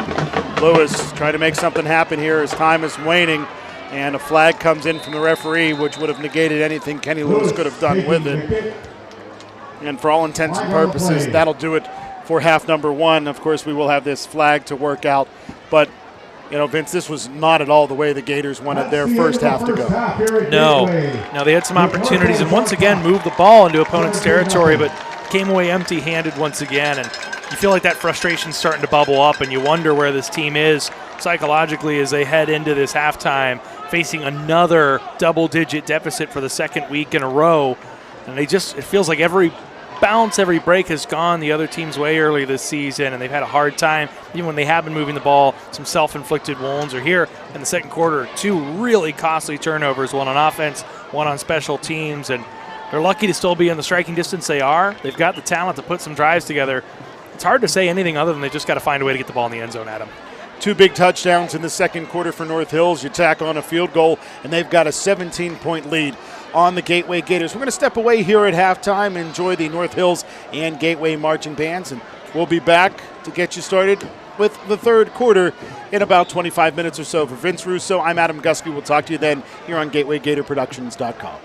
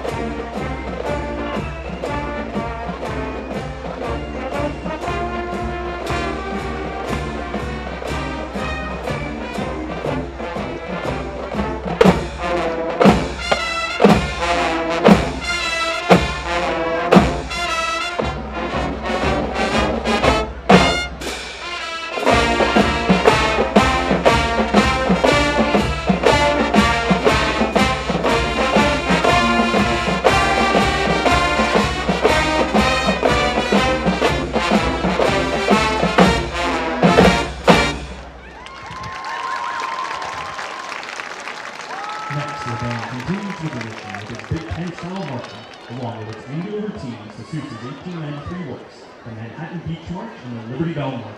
Watch as the band moves away across the field.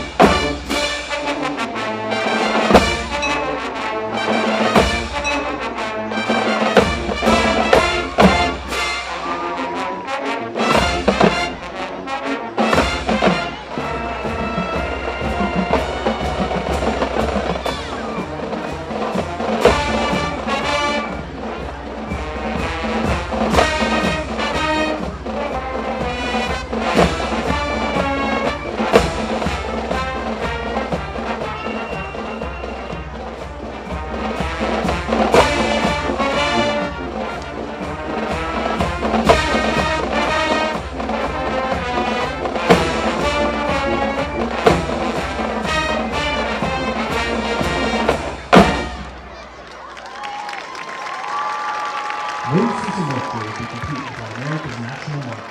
3 cheers for the red, white, and blue, made way as a standard forever. Let's hear it for the Stars and Stripes Forever, featuring Paige Rossi on piccolo.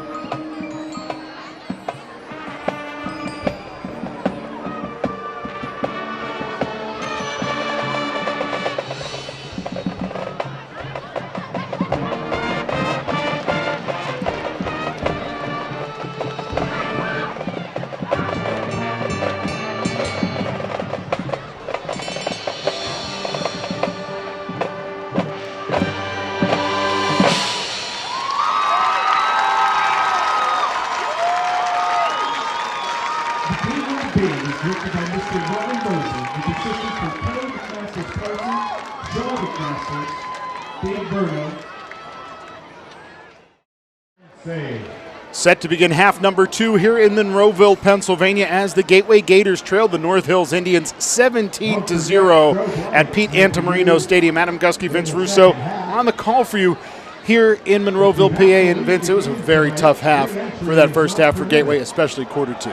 Oh, absolutely. Through one and about a half quarters, it looked like just about a stalemate between these two teams, both staring each other down, not blinking, defenses rising to the occasion. But the big thing for the Gators were turnovers. After conceding a touchdown, 2 consecutive turnovers, one on offense with the interception, actually 3 turnovers now that I think of it. My goodness, the interception, the fumble by Jaquan Reynolds, and then Blake March fumbling the snap on special teams. And so when you're losing the turnover battle 3-0, you're not going to win a whole lot of games, and quite often you'll find yourself down by double digits, which the Gators are after 2 quarters. And obviously that shows the issues with the offense, the way they've turned the ball over and not been able to execute offensively. But on the defensive side of the football, for the first quarter and a half, things look great. But a couple of big plays, pass plays to that left-hand side, leading to the Gators' defensive demise. Yeah, they were flocking to the ball, taking care of business, and keeping the Gators competitive and in this game, even though the offense had failed to move the ball effectively and get it to pay dirt. But late in that quarter, just too many short fields off of the turnovers and too many opportunities for North Hills to use that momentum to push the ball downfield, and a couple really great connections late in that half, especially going to the tight end Johnson back in the corner of the end zone. 6'1", over 230 pounds. He is a force out there, and he already has a handful of receptions in this game, including that one for a touchdown. Well, Gateway's going to get the ball first to begin half number 2, so that's good news for the Gators. Hopefully they can get something going offensively. I think they need it not just for this game, but for confidence in general. Just 1 touchdown through the first 2.5 games. Yeah, this game still, in the grand scheme of things, doesn't matter. I mean, on the other side of this, we saw North Hills make the playoffs last year with a 3-7 record, because 0-4 outside, but 3-2 in conference, which was all that really mattered for the Gators. They're staring down Franklin Regional next week, who's up 31-0 over Connellsville. And sure, Connellsville is not a team up to the caliber or classification of North Hills, but you've got to think that that team's going to be feeling pretty good going into next week with a 2-1 record and feeling confident about where they're at as a program. Gators need to find some sort of momentum here, some sort of spark that they can carry into next week. Half number 2 underway in Monroeville, PA, as Kenny Lewis is going to scoop up the kick, trying to make something happen here. He slides out of some tackles, and then he is hit hard and knocked to the turf by Brody Deal. Yeah, a couple big hits there. Lewis able to keep those legs pumping, get away from a few initial would-be tacklers, but still only able to muscle his way up toward the 25. And this feels like a really, really big drive for the Gators. Can they put something together here to show that they are legitimately in this game and going to give themselves a chance to claw back in, or will it be more of the same and unable to find the end zone? Sid Bryant, high snap, corralled handoff. Reynolds bounces left, gets hit hard after initially getting wrapped up. Dason Towler with the big lick. Gain of 5, 2nd and 5 at the 30. Yeah, hard and up high, right sort of in the middle of the back there. He's going to feel that one tomorrow, but he's tough. He's back in there here on 2nd and 5. Running right is Reynolds. And he'll pick up 5 in a Gateway first down. Nice jump there by Jason Lutz. Take a look at the replay. He times it well and is in the backfield as that play starts, and Reynolds able to drag him along to get the first down, but good jump there by Lutz. Keep an eye on that as this game goes along.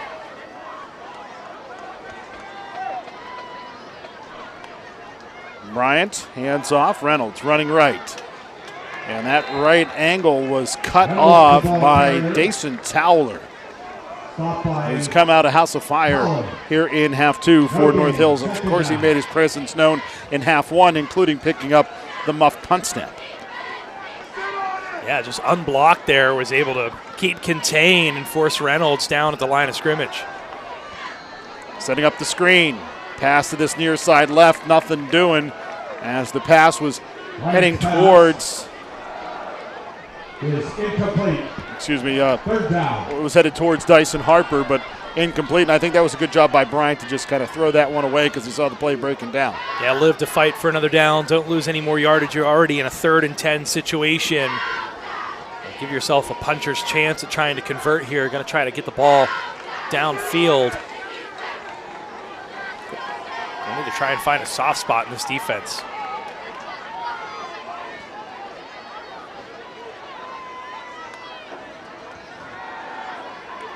Bryant throws, pass complete, leaping up and grabbing that one. Derek Selby at the 50-yard line. Though there's a flag down back at the line of scrimmage as the umpire is going to throw a holding penalty against the Gateway front. That's just so demoralizing for the Gators. It feels like every time they've been able to connect downfield, this time the guilty party, Chase Gabriel, it just gets called back. Last week, 2 separate ineligible man downfield penalties negating very long completions. This week, this one wiped out by a holding call, and now it's 3rd and a country mile for the Gateway Gators. Yeah, 3rd and 20 right now with the ball at the 25, the line to gain the 45. 3rd down. Empty set, Sid Bryant all alone back there.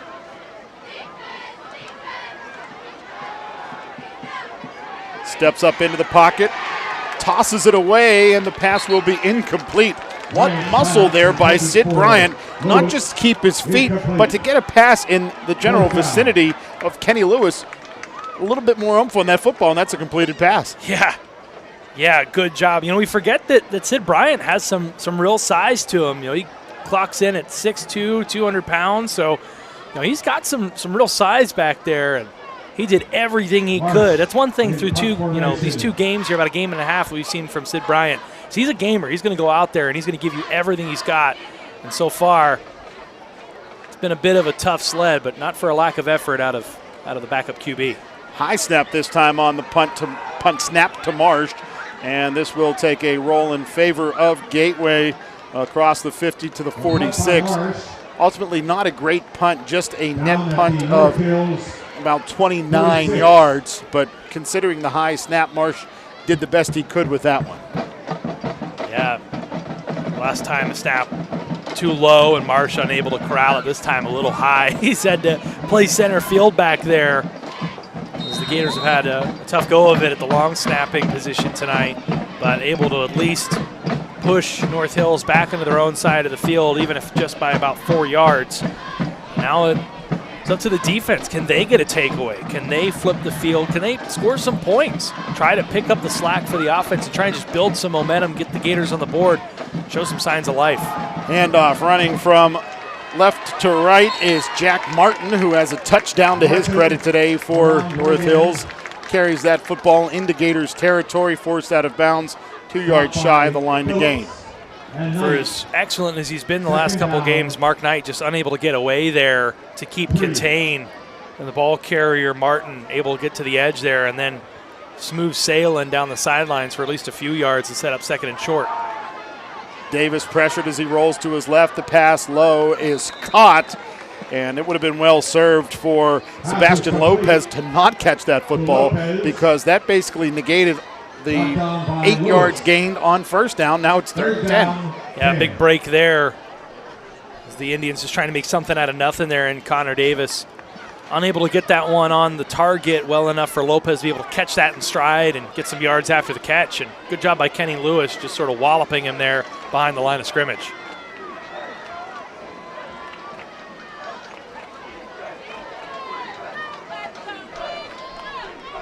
Play clock down to 7. Davis, play action, looks left, throws left, pass complete. Gators sniffed that one out initially, but nice open field running, eluding tacklers by John Hosky before he's ultimately brought down just inside of Gators territory at around the 48-yard line. So that'll bring up 4th down and 4. It looks like the punt unit's going to come out, but not before Bandy for the Gators is tended to by the training staff. And you hope this is, again, just some cramping, as it looks like Bandy's up under his own volition and moving toward the sidelines with a little bit of a limp. So hopefully just some cramping there, and they're able to get him stretched out on the sidelines. But boy, Some real shiftiness there from the receiver. We hadn't called his name yet tonight. John Hosky, he looked good in space there. I thought he was going to have a chance to get that first, but good tackle there in open field by the Gators to negate that and bring out the punt unit. As you see, he's able to dance away from 2, 3. Granted, those are some of the bigger guys, and Bandy, he earned that cramp by going and cutting back across the field and making a saving tackle there to prevent that first down. And so the Gators, again, defense rises up to the challenge. Can the offense take something or take it and roll ahead with this momentum? Can Kenny Lewis break one here? We've seen them get close on a few occasions.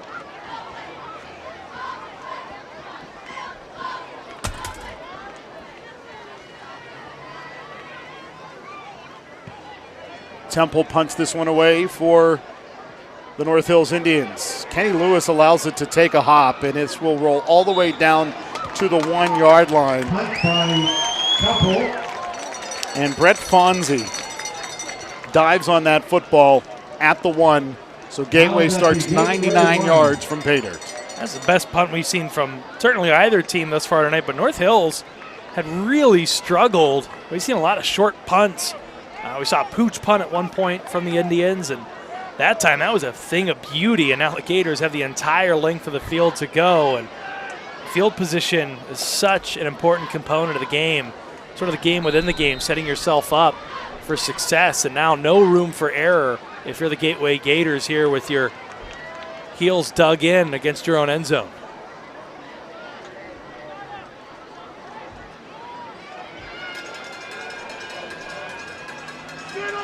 So Gateway is going to step under center for the first time, I think, this season, at least when they weren't taking a knee at the end of a half. Surging forward is Bryant. Over the middle. Maybe a gain of a yard, bringing up 2nd down and 9. I know, Vince, that was something I was going to talk about in half number 1, was the fact that teams are so dedicated to pistol and shotgun that in circumstances where it was like 4th down and 1, that may be a time where you need to be ready to go under center, so when you have a quarterback the size of Sid Bryant, you can get that first down very easily. Kenny Lewis, the motion man. Handoff's going to go to Reynolds as he tries to bounce it to the right-hand side. They feigned the pitch initially to Lewis, but Reynolds instead the ball carrier, and he is brought down right around the line of scrimmage. Jack Martin involved in the tackle. They've inched their way forward on 1st and 2nd down. Now you need a chunk play here if you're going to keep yourself on the field. More importantly, give yourself a chance to have a little more real estate to get this punt off. They're still in their own end zone. Toss to Harper, and Harper had it for a moment, but it deflected off of his hands and was nearly intercepted by Joseph Lutz, but Lutz couldn't hang on to it either, and the incomplete pass brings up 4th down and 9, and the punt unit comes on, and this is a big test for both the long snapper as well as punter, Blake Marsh. Now Marsh has got to be careful with those heels, that he doesn't step on the back of the end zone, that he doesn't, if the snap is low, he doesn't go down to scoop it up. For Jackson Smith, he's going to have to really be on his, mind his P's and Q's here to get that one in the breadbasket, because he's got a real tight window. And the snap just to the left of Blake Marsh. Marsh doesn't catch it. The ball carries across the end line for a safety, and the North Hills Indians see their lead extend to 19-0, and they'll get the ball back. It had to be perfect there with that one. That's a tough situation and a tight window to get that snap off, and that one just off the mark, and Marsh unable to get 2 hands on that one, leads to 2 points on the board for North Hills. And as you said, Adam, more importantly for them and more concerning for the Gators is it's going to put North Hills back on the field offensively with good field position.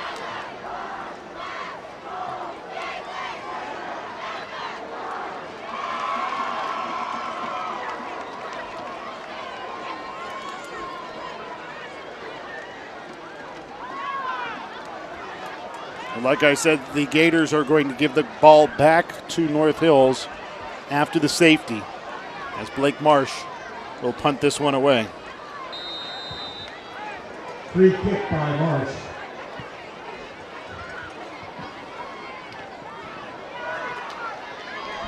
On the return for North Hills, Josiah Mathis. Mathis into Mathis taking the kick.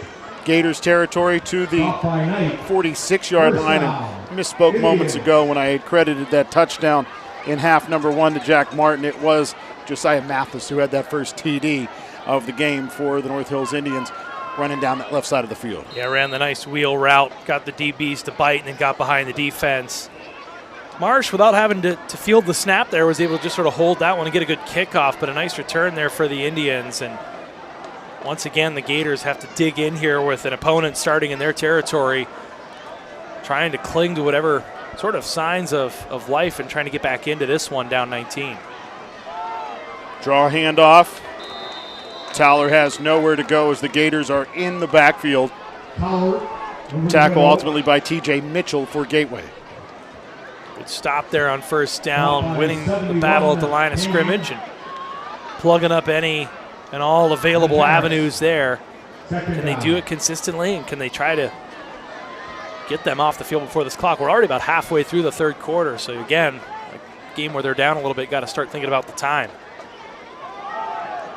Running right, Towler, he looks to cut it back to no avail. He's met at the 50-yard line and brought down. So another loss on that play. So far, we've seen the defense step up and make some plays as, again, TJ Mitchell on the stop. Yeah, they look really, really solid through most of this evening against the run in particular. Good to see them continuing that, even though they're down, not hanging their heads and continuing to bring that energy and bring that physicality here to try and keep the Gators in this one within striking distance at least. Straight drop back for Davis. Has time. Steps left. Now throws, and the pass is incomplete as S.J. Moorfield, with that heavy cast on his hand, couldn't pull that one in on that right paw. Yeah, that's a tough ask for a guy who's played pretty well tonight and ultimately gets the pass deflection there. You think if he has that mitt free, he might be able to bring that one down there. But as it stands, a 3-and-out for the defense, a great stand there. Now another opportunity to try and get the ball into an explosive playmaker's hands, and Kenny Lewis try and flip this field for the Gators. Rashad Temple back out there to punt this away for North Hills. He had a beauty last time.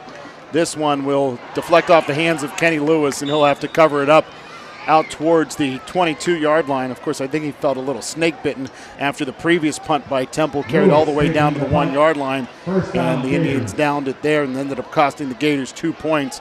That's a situation where Lewis may have been well served to let it bounce, because it at least would have carried to the far sideline and not all the way back inside the 10. Sure, and there, that one bounces off of him, and if it hits him at just the right angle and gets a little more momentum going back the other way, it's an easy turnover. Luckily, Lewis able to think quickly as a heady upperclassman and get on top of that one, but that was quite the bounce off of him. He had to really hustle to get on top of that, as he had a lot of guys bearing down on him with white jerseys on.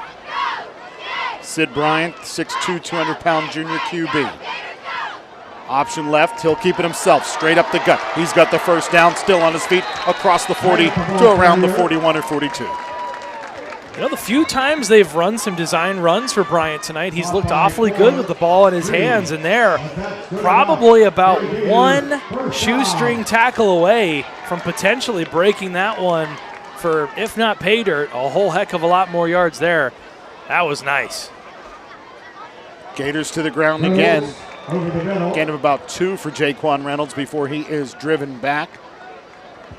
Stop by Sack on the play by Messina for the North Hills Indians, a player we talked about pregame, a potential Division I two-way lineman.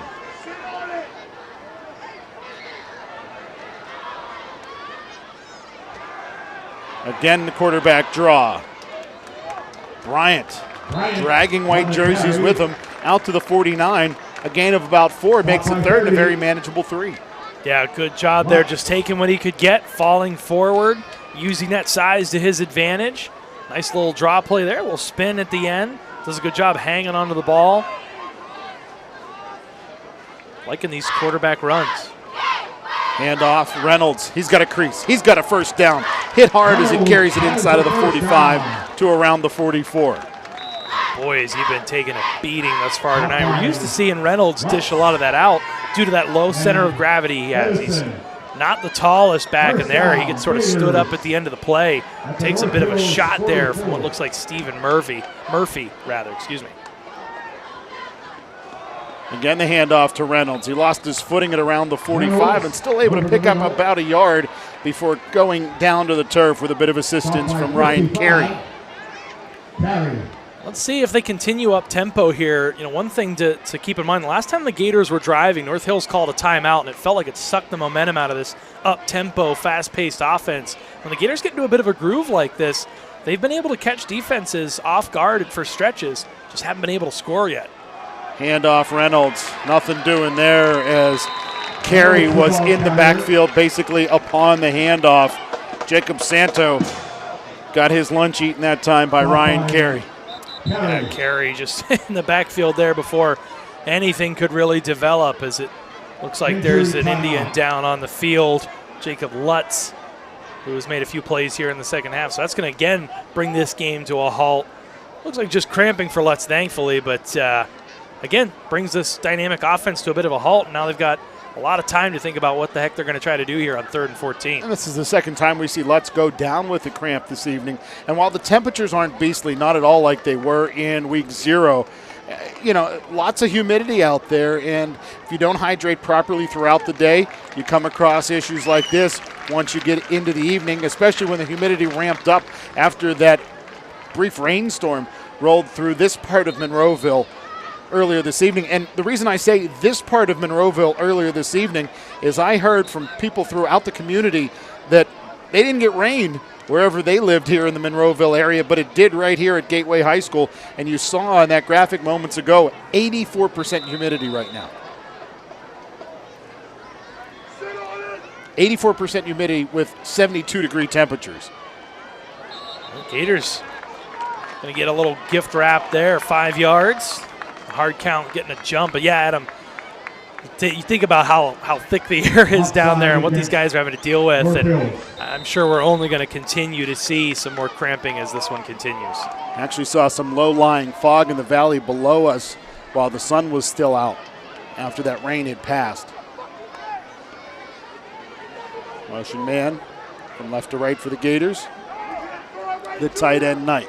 They almost got the Indians to jump again there. Bryant with plenty of time on the play clock. Straight drop back. Looks left. Throws left. Pass complete. Derek Selby lost his footing, gathered himself, got up, caught the football, and then fell down to the turf, bringing up a first down for the Gators. Right at the flag is where he caught that football, inside of the 35 at the 34. That was a super fortunate spot there. I thought that one might have been just a little short. We've talked about how we've had some discrepancies with where the ball's been spotted here and there. Gators really benefited from that one. It looked like Selby, when he lost his footing, might have been just short of the flag there whenever he fell to the turf, but they give it to him, and that's a fresh set of downs for the Gators. 2nd down, 10. So 2nd and 10 for the Gators. Clock winding here in the latter stages of quarter 3. Reynolds motions to an empty set.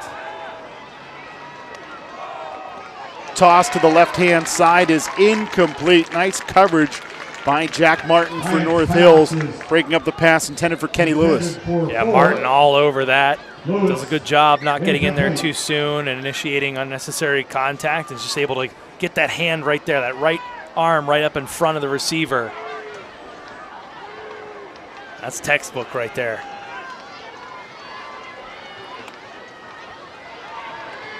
Setting up the quarterback draw this time for Sid Bryant, and he wiggles his way for a gain of about 4. Makes it 4th down and 6. I think that was the right thought, but it took a little longer to develop than I think Bryant wanted it to, and he also caromed off of Reynolds. Well, this could have been a lot better than 4th and about 5 after the ball ultimately spotted at the 29. Lots of time to work with on the play clock. Bryant tosses wide open. Reynolds, he catches it, slides through tackles, picks up the Gateway first down. Wow. Hey, first of all, for Bryant to be able to get rid of that one, they set that one up perfectly. They let everyone through, and Bryant just able to sort of sidearm that at the last moment, and then a couple doinks off of the hands and the helmet, and Reynolds, he's able to get his paws on that one and just bowl over enough people. He would not be denied that first down, and my goodness, Gators not still 23 yards out, but it really would have been a shame to see that drive evaporate at that point again, Adam, after they've been moving the ball really, really well and really consistently. After they've been pushed back once or twice, continuing to stick with the run, a good balance of run and pass, and I especially like how they've sprinkled in some of these quarterback keepers. I agree completely. I think Sid Bryant is doing quite well in this type of offense. The offense moving quickly. He's able to make decisions a little bit faster. The plays are developing faster, and that seems to be working well for Gateway. That's where they've been able to butter their bread over the past couple of seasons, and I really think Sid Bryant thrives in this type of setup where he has the opportunity to run the football a little bit, quick hitters to throwing the ball to the outside, quick opportunities to throw to left and right as well. You can see that it's keeping this Indians defense on their heels. They're not sure what they're going to see any given play, and it's making it harder to hone in on any one facet of what the Gators are trying to do. Draw handoff this time for Jaquan Reynolds. He's got nowhere to go because Jack Martin, who was a defensive back on that left-hand side, read it beautifully, came in and made the play. Well, they faked a few jet sweep type plays. We haven't seen that in the Gators' arsenal just yet. We know guys like Kenny Lewis and Derek Selby do well with the ball in space. I'm not so sure I don't draw one of those up here. Try to get that jet sweep going. Play action. Bryant flushed right, pass deflected as he releases it, and the flag comes in. As I do believe one of the defensive linemen for the Indians was being held up as Bryant started to flush his way to the right. So that's going to mark another 10 yards off for the Gators. We talked about last week the one saving grace this season as they've modified the rules so that it comes from the line of scrimmage and not necessarily spot of the foul in the backfield, so you don't end up. This is going to be second and pretty long for the Gators, but last season we'd see some pretty ridiculous second and third and long situations and games for both teams. I'm glad they've changed that from last year to this year. Except this is another 11-yard penalty. Bryant looks left, throws left, pass deflected and will fall to the turf. Incompleted, hung up just long enough to give the Indians a second opportunity for it as the pass was initially intended for Selby. Like I said, incomplete brings up third down and 23. Yeah, good break on the ball there by the Indians, get in front of that one. And I think if Joseph Lutz has a couple more inches on him, he comes down with that one and he's heading the other way with a lot of green in front of him. So big break there for the Gators with their work cut out for them on 3rd and 23. Toss to the right, complete to Harper. Harper maybe picks up a yard as the Indians were all over that one. And again, it's Jack Martin who has played a spectacular game from his defensive back spot on that far side of the field. Boy, has he. Reads that knifes up, no hesitation whatsoever. A great tackle in space. He's joined there by the big fella who we saw on offense, Logan Johnson. Gators going to have to start the fourth quarter with a do-or-die situation, 4th and 23. Going to be interesting to see what you draw up on that one. 3 quarters in the books. It's the North Hills Indians 19, the Gateway Gators 0. We'll take a pause, back with fourth quarter action right here on GatewayGatorProductions.com.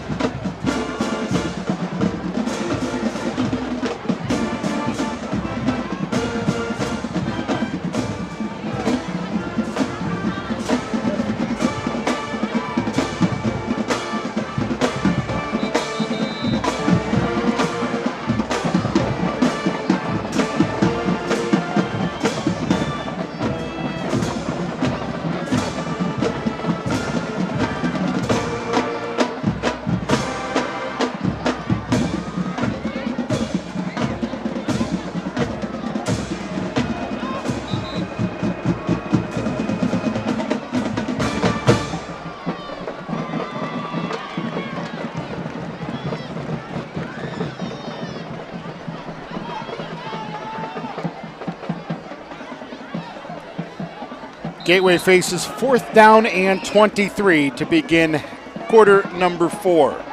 19-point deficit for the Gators as well. Bryant, shotgun. Heave-hose it towards the end zone where it will be intercepted by the North Hills Indians.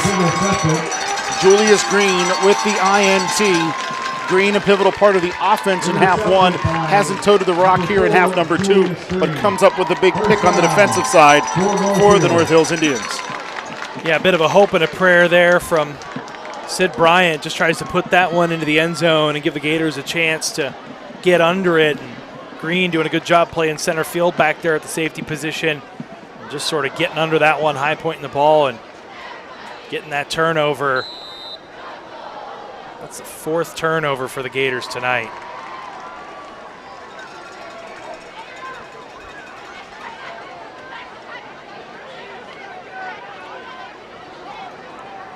First and 10 for North Hills. Football on the left hash. Indians with a 19-point lead. Clock their friend here in quarter 4. As to the ground they will go. And it's Julius Green, who, like I said, didn't see any run in quarter 3. Gets his first carry offensively after the INT defensively. Indians have done a good job as this game has gone on at diversifying who's getting the ball here offensively. It's helped them move the ball effectively, keep the Gators at bay, and in a non-conference game helps you continue to see who's going to be a playmaker for you when it comes time for the games that really matter in conference play. Green again, the ball carrier. Gets out across the 20 to about the 22. The ball carrier.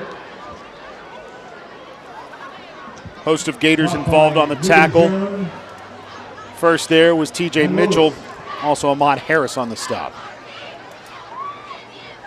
Talk about a conference, it's going to be just so difficult.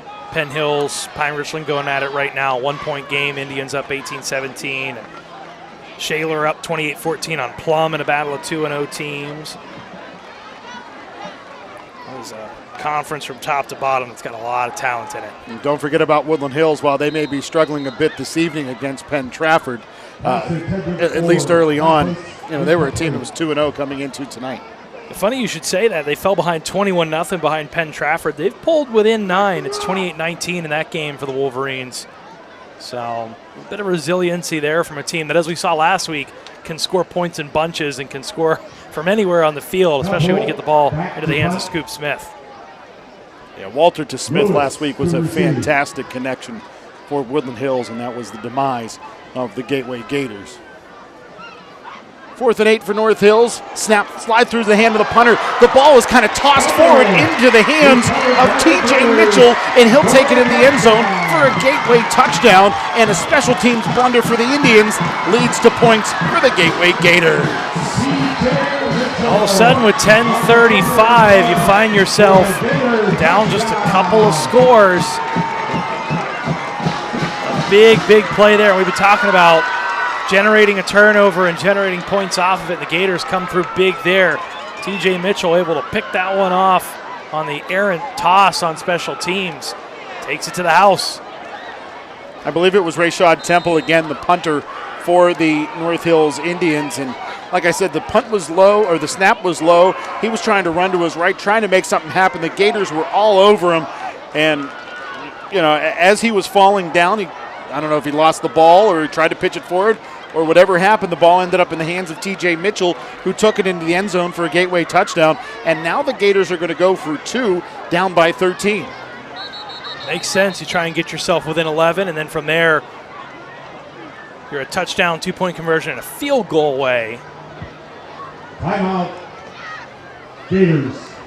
Unfortunately, the Gators had to use a timeout there, and certainly on a point after touchdown or 2-point conversion, not a time you want to use a timeout. No, especially in a game where you're trailing and every second is crucial, especially if you're able to find a way to score again and make this a 1-score game. And say you get a ball late in the game, trying to do the 2-minute drill. You want every tool within your arsenal that you have to try and be successful. And so now the Gators have to squander a timeout there, which I'm sure is frustrating for the entire coaching staff. What an appropriate student section Down below us to the right-hand side for Gateway, a week after the passing of Jimmy Buffett. Everybody in their beach attire. As the Gators run some trickery here. A reverse and a pass to Mark Knight from Kenny Lewis, and the Gators convert the two-point conversion and find themselves down by just 11. See if they throw another trick play in the next time they get the ball on offense. That worked to perfection. That little toss right there from Kenny Lewis over to the back of the end zone. Mark Knight just wide open, walks into the end zone untouched. That was a thing of beauty. Nice play call. And not only was it well designed, it was well executed. It really looked like an option running to the left-hand side with Bryant and Reynolds, but instead Lewis came across the grain. The pitch was perfect by Bryant to Lewis, and the toss from Lewis to Knight was perfect for the two-point conversion. We've got ourselves a decent ball game here with an 11-point advantage for the visitors and 10 minutes, 35 seconds remaining on the clock. Well, the Gators got to dig deep, get another stop defensively. They've been strong in this second half. Have yielded nothing.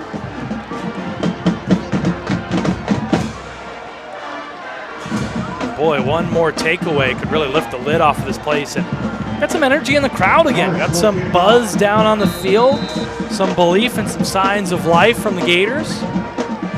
What can they make of this? Can they translate this momentum into something meaningful, both in this game and moving forward into conference play?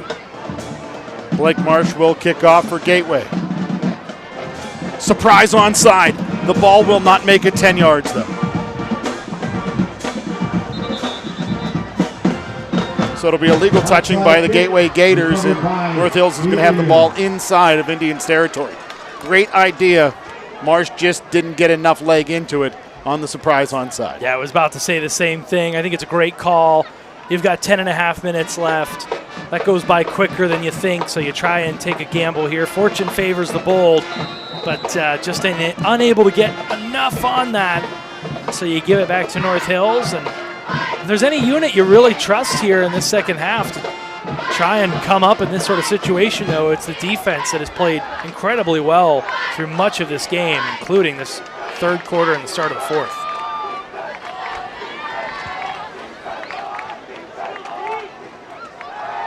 Davis tosses to the right-hand side. That pass is complete. North Hills with a first down and much, much more, as off to the races goes John L. Edison, and the Indians answer right back on the Gateway Gators with a 49-yard touchdown pass as Connor Davis finds John L. Edison, and Edison did the rest.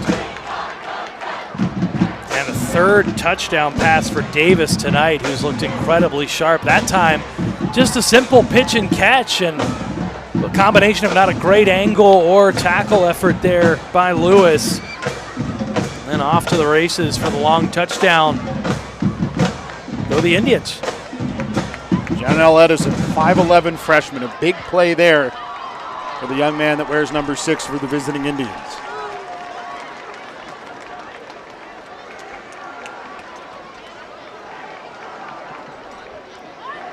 What a response by the Indians, too. Scarcella will attempt the extra point.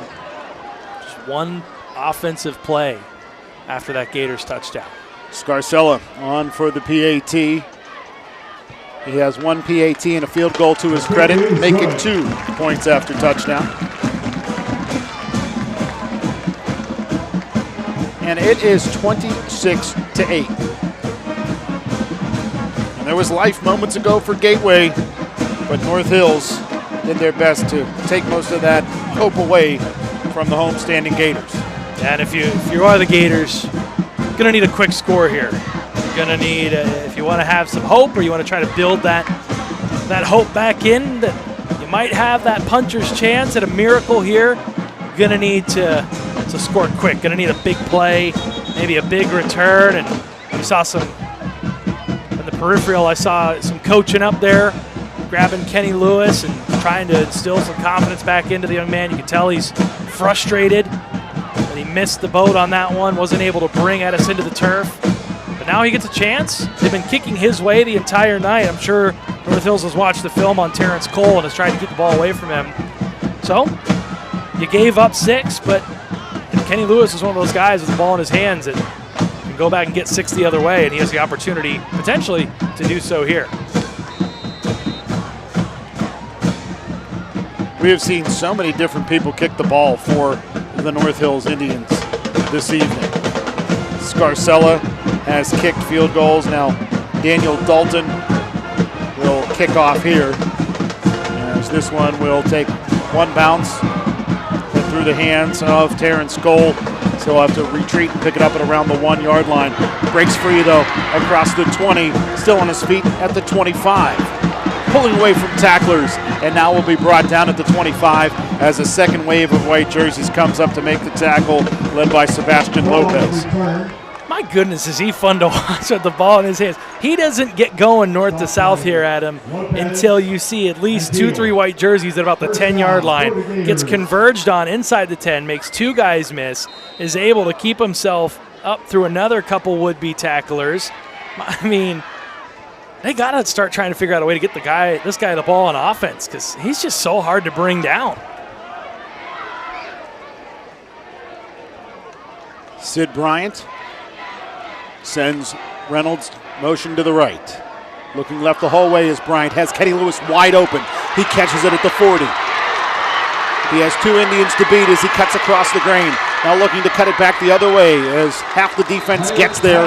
But a big play for the Gators will set them up. First down and 10 at the 22. Really nice to see that regardless of what ends up happening tonight. For that to be able to be in their arsenal. Great execution on all 11 guys there. Bryant had a ton of time. A really nice ball thrown on a rope to Lewis. He was able to get that one and a lot of yards after the catch. That was nice. Now a QB draw for Bryant. He'll bounce it to the left-hand side. Eludes tacklers, races to the boundary, and finally gets shoved out of bounds right around the 15-yard line. Yeah, and you love to see the heady play of him getting out of bounds and stopping the clock.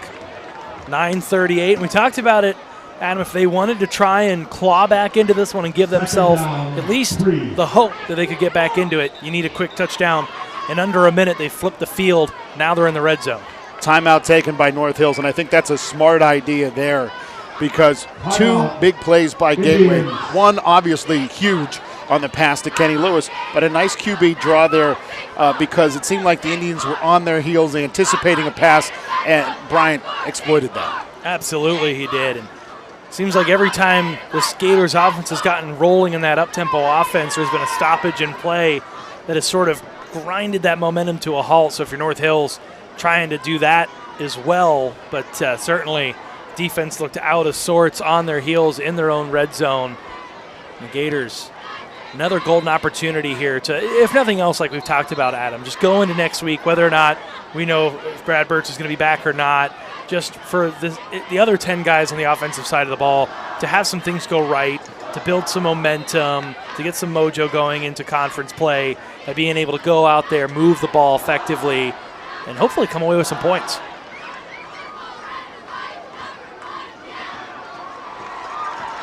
Sid Bryant, the reserve junior quarterback's second career start. Takes the shotgun snap as he rolls right. Flicks it out there, intended for Reynolds. Reynolds couldn't pull that one in and around the 15-yard line. Falls to the turf, fortunately for the Gators. As that one hung in the air, it felt like forever. Yeah, try to make something out of nothing there. As you see, good read there. Looked like number 27 for North Hills. Able to come up and make the play. Jack Martin. And Logan Mellon was coming from behind, trailing the play with an opportunity to try to get the INT. Quarterback draw again for Bryant. Sid Bryant driving the pile. He's got the first down. Wow, what an individual effort by Sid Bryant. And that's a testament to the size of the 6'2", 200-pound junior. Size and just the heart to go out there and make it happen. He's getting pushed by 3 different North Hills Indians there, and you see some help there from some of the big guys led by Malik Anderson there as they're going to go quick to the back of the end zone. Pass is incomplete as the Gators like you said, Vince, went very quickly. I think it was Kenny Lewis back there in the corner of the end zone, the intended receiver. And that'll bring up 2nd down and goal from the 10. Not a bad ball there from Bryant. Just looked like Lewis was unable to get 2 hands on that one. Bryant put that in the window. Well, tight double coverage there.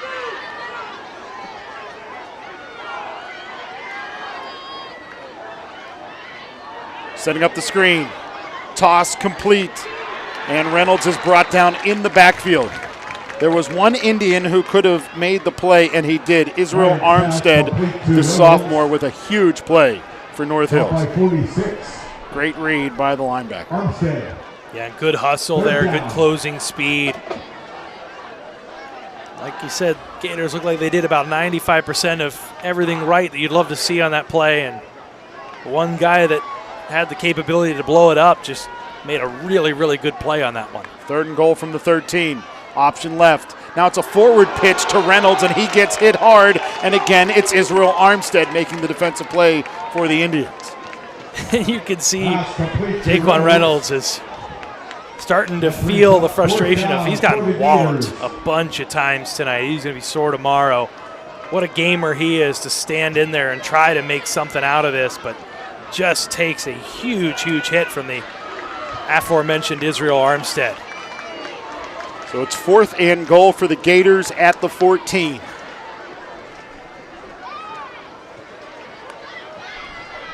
Bryant hit as he releases the football.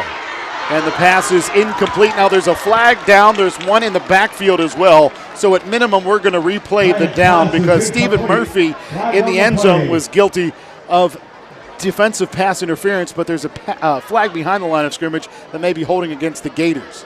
Yeah, that ball being a little underthrown worked to the advantage for the Gators there. So offsetting penalties, as I said, holding against Gateway and then the defensive pass interference against the North Hills Indians. So we will replay 4th down and goal from the 14.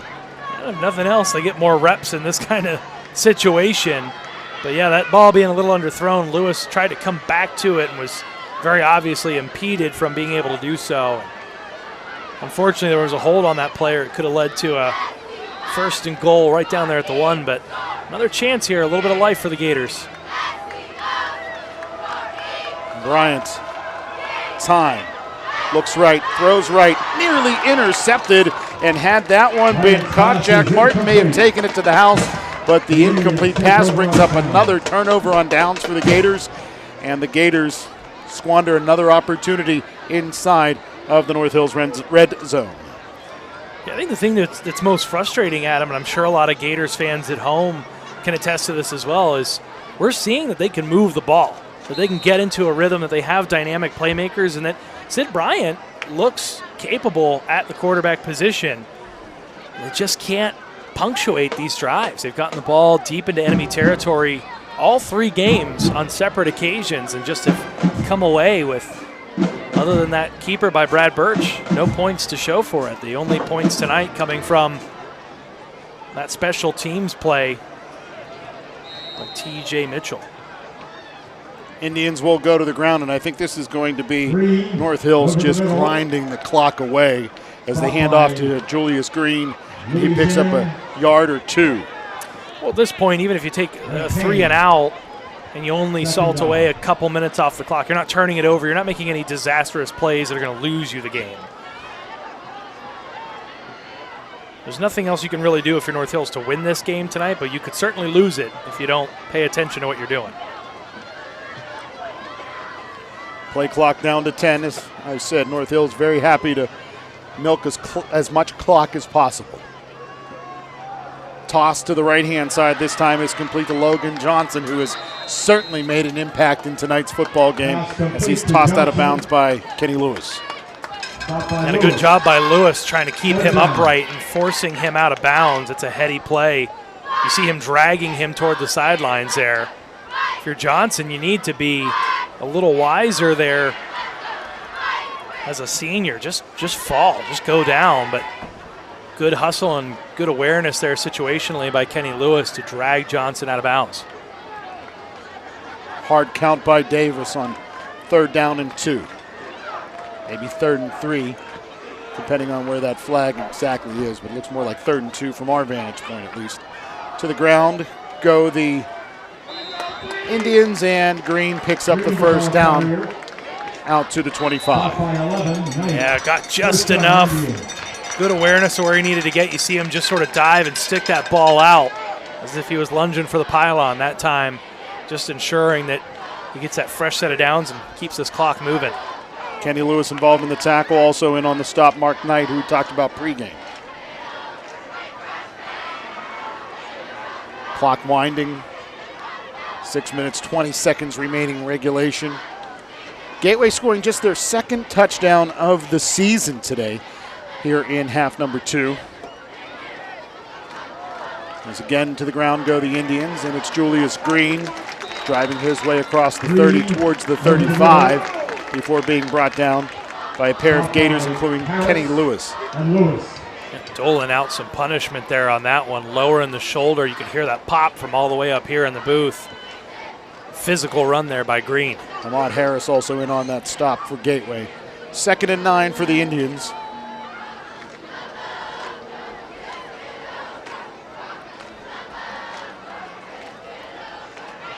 Clock down to 5:33 to play here in quarter number 4.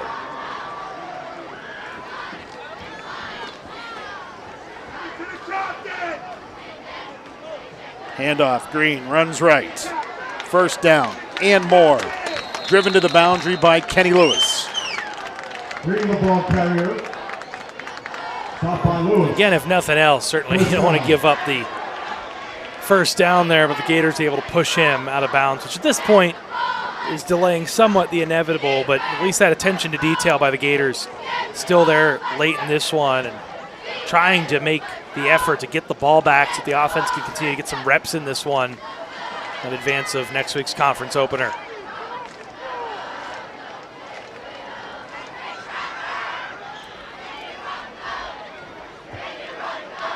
Below us and to the left, very happy North Hills Indians cheerleaders and their student section. As the handoff again goes to Green, and Green this time is met and brought down by Amari Gans. Stop by Gans and Mitchell. Clock winding to 5 minutes to play here in the final quarter of football. Big test next week for Gateway, the Franklin Regional Panthers, and it is the first test that actually matters for Gateway, a conference game against the Franklin Regional Panthers, and in fact, the Gators have 4 straight conference games versus Franklin Regional, at Plum, versus Hempfield, and then at Penn Trafford. As to the ground again go the Indians, and no room this time, half a yard for Jack Martin, as Amari Gans makes the stop for Gateway. Harris. The Panthers will have momentum going into next week. They played a bit of what, in the nicest terms, you could consider maybe a bit of a cupcake matchup, playing a classification team down in Connellsville that's had a rough stretch of play over the years. Took it to them 38-0, so Franklin Regional with a couple early season victories, came back last week against Greater Latrobe, scored a late victory, 28-21. Illegal procedure. They'll be feeling good and still riding that high of beating the Gators in their own building last year.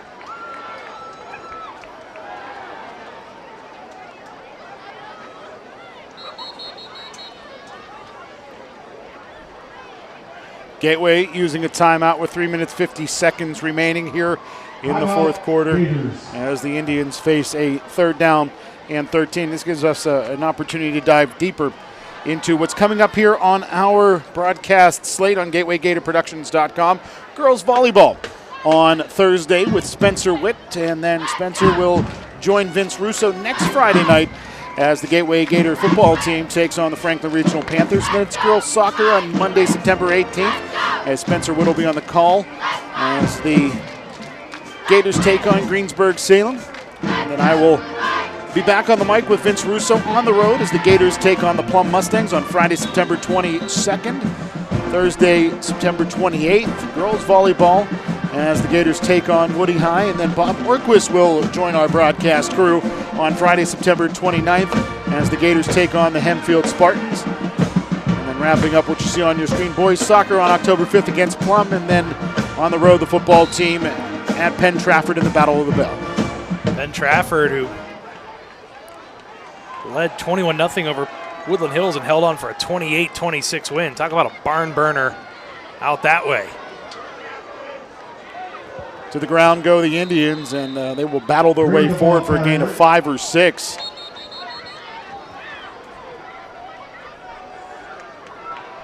That'll bring up 4th down and 8. Talk about some other scores of impact for the Gators or that have some sort of consequence. No teams in the Big East in the top 5 this week, Adam, in either of the rankings, and I don't think that's going to change. The only undefeated team in the conference, Plum Mustangs, fell 28-14 to Shaler. And once again, you talk about on the other side in the Northeast Conference, teams that North Hills are going to have to deal with. You got some real talent, Penn Hills, Pine Richland. That's a barn burner right now. 26-17, the Indians are leading that one. The Shaler now going to move to 3-0. The Wolverines showed some resiliency, put up one heck of a fight against Penn Trafford. And so North Hill's going to come away with this one with some real momentum. They put together a pretty complete performance, but it's only going to get tougher for the Indians from here on out. And Pine Richland against Penn Hills. John Ladon, the head coach of Penn Hills, then moved to Pine Richland, where he's the head coach now, and he certainly had success there as well. Yeah, WPIAL titles at both schools. PIAA titles, I believe, at both schools. This punt partially blocked, or at least the Gators got maybe a finger on it. And that was Phillips knifing in there for the Gators to put pressure on the punter. The punt goes out of bounds at the Gateway 40. And as the punt goes out of bounds on that far sideline, it'll be 1st and 10 for Gateway at the 40. Talked about the rankings. Take a look at the Post-Gazette rankings first. Penn Hills comes into this week number 1 at 2-0. Peters Township is 2-0, a team quite in the South Hills, but they're a very solid football team. Pine Richland's 1-1, ranked number 3. Upper St. Clair 2-0, and Woodland Hills rounds out the top 5 with a record of 1-1, but a great football team. And as we take a look at the Trib top 5, Penn Hills number 1, Pine Richland number 2, Peters number 3, Bethel Park and Upper St. Clair round out the top 5. Like you said, Vince, no teams in the Big East in either of those rankings. Toss to Harper, near side right, is incomplete. That brings up 2nd down and 10. There'll be some upheaval with some of those schools over in the Allegheny side of things as well. Upper St. Clair was up 42-14 over Baldwin. Baldwin scored 2 touchdowns to pull within striking distance in that one. Peters Township, though, looking the part of a contender in 5A. They lead Trinity, a team that got off to a 2-0 start, 17-7, and then Bethel Park had a tough task going up against Central Catholic. They're getting walloped tonight, 35-6. Toss to that far side left is complete. Derek Selby pulling that one in from Sid Bryant. 3rd down. Now we see Bryant come back out there. I saw Jax Vivaris warming up over here on the sideline, taking some snaps, but apparently Vivaris will not get varsity action, at least thus far here in week 2, game 3 for the Gators. As Sid Bryant carries the ball into Indians territory. And we talked about Sid Bryant before the game. He showed flashes of being a very good player a week ago. And I think he's shown pretty brightly here as well, even though the Gators have only put together an 8-point performance.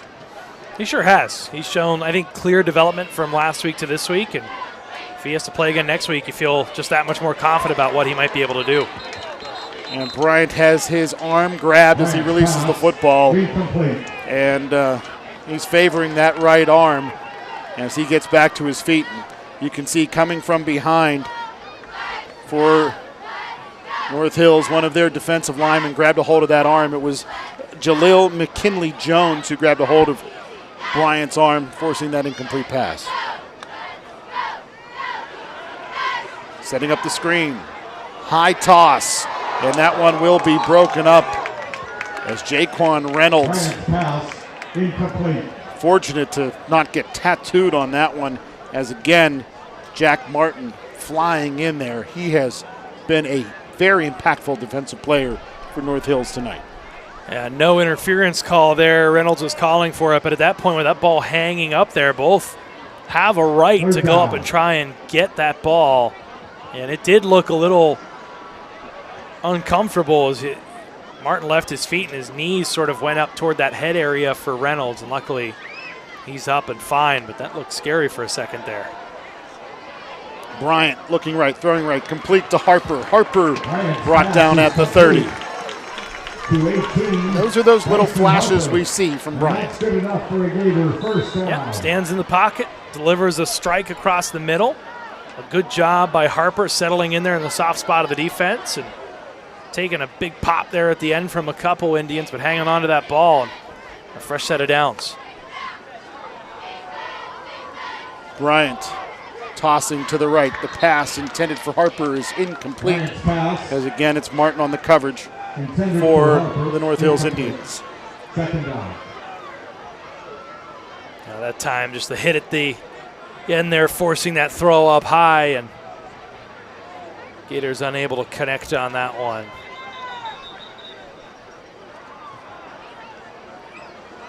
Timeout. This time taken by the North Hills Indians. Timeout, North Hills. As a reminder, we ask that this game was moving along. It feels like we've slowed to a little bit of a crawl here toward the end, but a good opportunity for the Gators to, again, get some reps and try to get some momentum heading into next week. Once again, moving the ball. See if they can get some points. Looking forward for the Gateway Gators at home next week against Franklin Regional. Then we're at Plum 2 weeks from tonight, rounding out the month at home against Hempfield before the Battle of the Bell at Penn Trafford on October 6th. A very, very good McKeesport Tigers team out of 4A on October 13th. Then at Norwin before rounding out the regular season at home against the Pittsburgh Central Catholic Vikings. And I know I've mentioned this before, Vince, but I do not like the way this schedule is laid out, with the Gators having 2 of their last 3 games out of conference, especially a game against Central Catholic that last year was inconsequential. This year will be inconsequential. And as you head into the playoffs, it really sends you into the playoffs on a down note, doesn't have you ready for that playoff action. Well, and Adam, it sure doesn't help that those are Keysport and Central Catholic, 2 of the better teams in this region and 2 of the more physical teams in this region. Toss, left-hand side. Kenny Lewis pulls that one in. Drags the defender to the far sideline. Joseph Lutz on the tackle. And you talk about McKeesport, you talk about games that are exciting tonight for those that are avid fans of high school football at large. Going to overtime, Bell Vernon and McKeesport. Personal foul against Gateway and a personal foul against Upper St. Clair, or excuse me, against North Hills. So those offset. I had Upper St. Clair on the brain because I was thinking about the Gators' playoff loss last season. Certainly not the way the Gators wanted to see their season finish, with losses to McKeesport, Central Catholic. That was sandwiched around a victory against Norwin, and then obviously the loss in the playoffs to Upper St. Clair.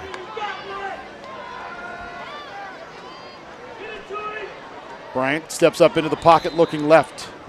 Kenny Lewis couldn't pull that one off of his knees, and the incomplete pass brings up 4th down. Yeah, just thought about what he was going to be doing after the catch before he secured that one. Just a little underthrown, but you got to come up with that one. Got to turn and try to make a play. Once again, Gators have been pretty efficient here on 4th down. They've converted quite a few.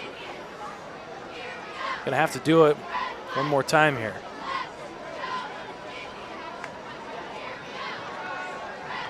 Bryant hit as he releases the football, and the pass is incomplete, looking for Kenny Lewis. And another turnover on downs inside of opponent territory for Gateway. Again, you wonder, having Brad Birch back in there, hopefully in the near future, might make a difference for this offense to have someone who's accumulated such a resume over the past few years. There's no knock on what Sid Bryant's been able to do tonight either, but you talk about the guy who's played, if nothing else, first-team QB through all of camp and scrimmages. There's that familiarity, that timing. He's taken the reps with most of these guys that are out on the field. And you just hope that, they've been able to move the ball a good bit. They've racked up some yards tonight, as opposed to last week against Woodland Hills. Really struggled. This week they've moved the ball. They just haven't been able to punctuate these drives whenever they've had the opportunity to do so. To the ground go the Indians. And Ahmad Harris is there to make this stop for the Gators. He's the ball carrier, Jack Martin, who has certainly been there to lay the boom defensively. Second down. Clock winding, 80 seconds to play here. Yeah, probably one or two more last gasps here from the offense on this one.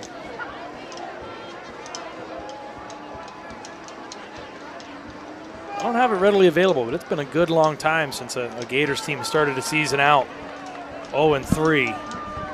In the inverse, I'm sure the folks in North Hills will be happy tonight to avoid that start themselves, although they've got, like we've talked about, just such an arduous task ahead of them with the conference that they'll be slated up against. One more play, and the Gators make the stop again. It was Ahmad Harris on the tackle. As Israel Armstead, who was laying the boom defensively here in the second half. The ball carrier cramped up, and he'll hobble to the sideline. And there'll be one more play here for the North Hills Indians, and that will do it. As Gateway is going to see their record fall to 0-3 this year, while the North Hills Indians improve their record to 1-2. Yeah, complete performance by the Indians tonight. Give them credit where credit's due. They came in on the road, and though things were slow-moving initially, they stuck with it and had some big plays. Much like we saw Woodland Hills last week, they were able to take to the air in that second quarter, and turnovers were really the Achilles heel for the Gators tonight. I think they did a lot very well on both offense and defense, and certainly they had the one mistake on special teams, or two mistakes on special teams, with some bobbled snaps by Blake Marsh, one resulting in a turnover that led to a touchdown, another one that led to a direct safety. But they moved the ball throughout the night and just couldn't capitalize. Turnovers on downs and multiple interceptions stymied this team big time. Yeah, you can't turn the ball over, whether it be physically or on downs, and the Gators did that far too often this evening. Defense played pretty well, especially through the first quarter and a half, and then through a good portion of the second half as well, I would say. Absolutely, and they continue to do it with key pieces missing. Devon Biggs, as we talked about, not having Remy Bowes. They've had guys step up, and they've kept games competitive, and they've given themselves a chance over 48 minutes to give the offense a chance to set the table, to take control of games. And I mean, we really didn't have any scoring until the second quarter in this one. It was a stalemate at the beginning. Both sides really dug in and played well defensively to start. The Gators just, you wonder if Brad Birch makes that difference, or if Sid Bryant continues to grow in this role and build chemistry with that first team. But you've just got to be able to finish drives. After an 0-3 start, it's for real next week as the Gateway Gators take on the Franklin Regional Panthers. That's going to be a very tough test for Gateway. Franklin Regional, the lone conference team to knock off Gateway last season. Yeah, and the Gators will be motivated, and they'll have an opportunity for revenge here at Anti-Marino Stadium. But again, this is a Franklin Regional team that brings back some real talent. They're 2-1. They've gotten off to a good start this season, and they had a big blowout win after a gutsy, emotional comeback win last week. So they're going to be excited as well to start conference playoff on the right note. They know that this is a conference that doesn't really seem to have a top dog. We're used to Penn Trafford and Gateway being those teams. They're a combined 1-5 here in the early going, and again, I know it's non-conference, but it seems like a wide-open Big East, and if I'm Franklin Regional, I'm motivated to try and stake my claim after having a section title share last season with the Gators. Well, we'll see who can get the victory between Gateway and Franklin Regional next week right here on GatewayGatorProductions.com, but we have to wait a week for that. So for tonight, our coverage ends. So we thank you for joining us. For my broadcast partner, Vince Russo, and our entire crew, I'm Adam Gusky, thanking you for joining us. Again, the Gators fall to 0-3 with the loss to the North Hills Indians, and you saw it right here on GatewayGatorProductions.com.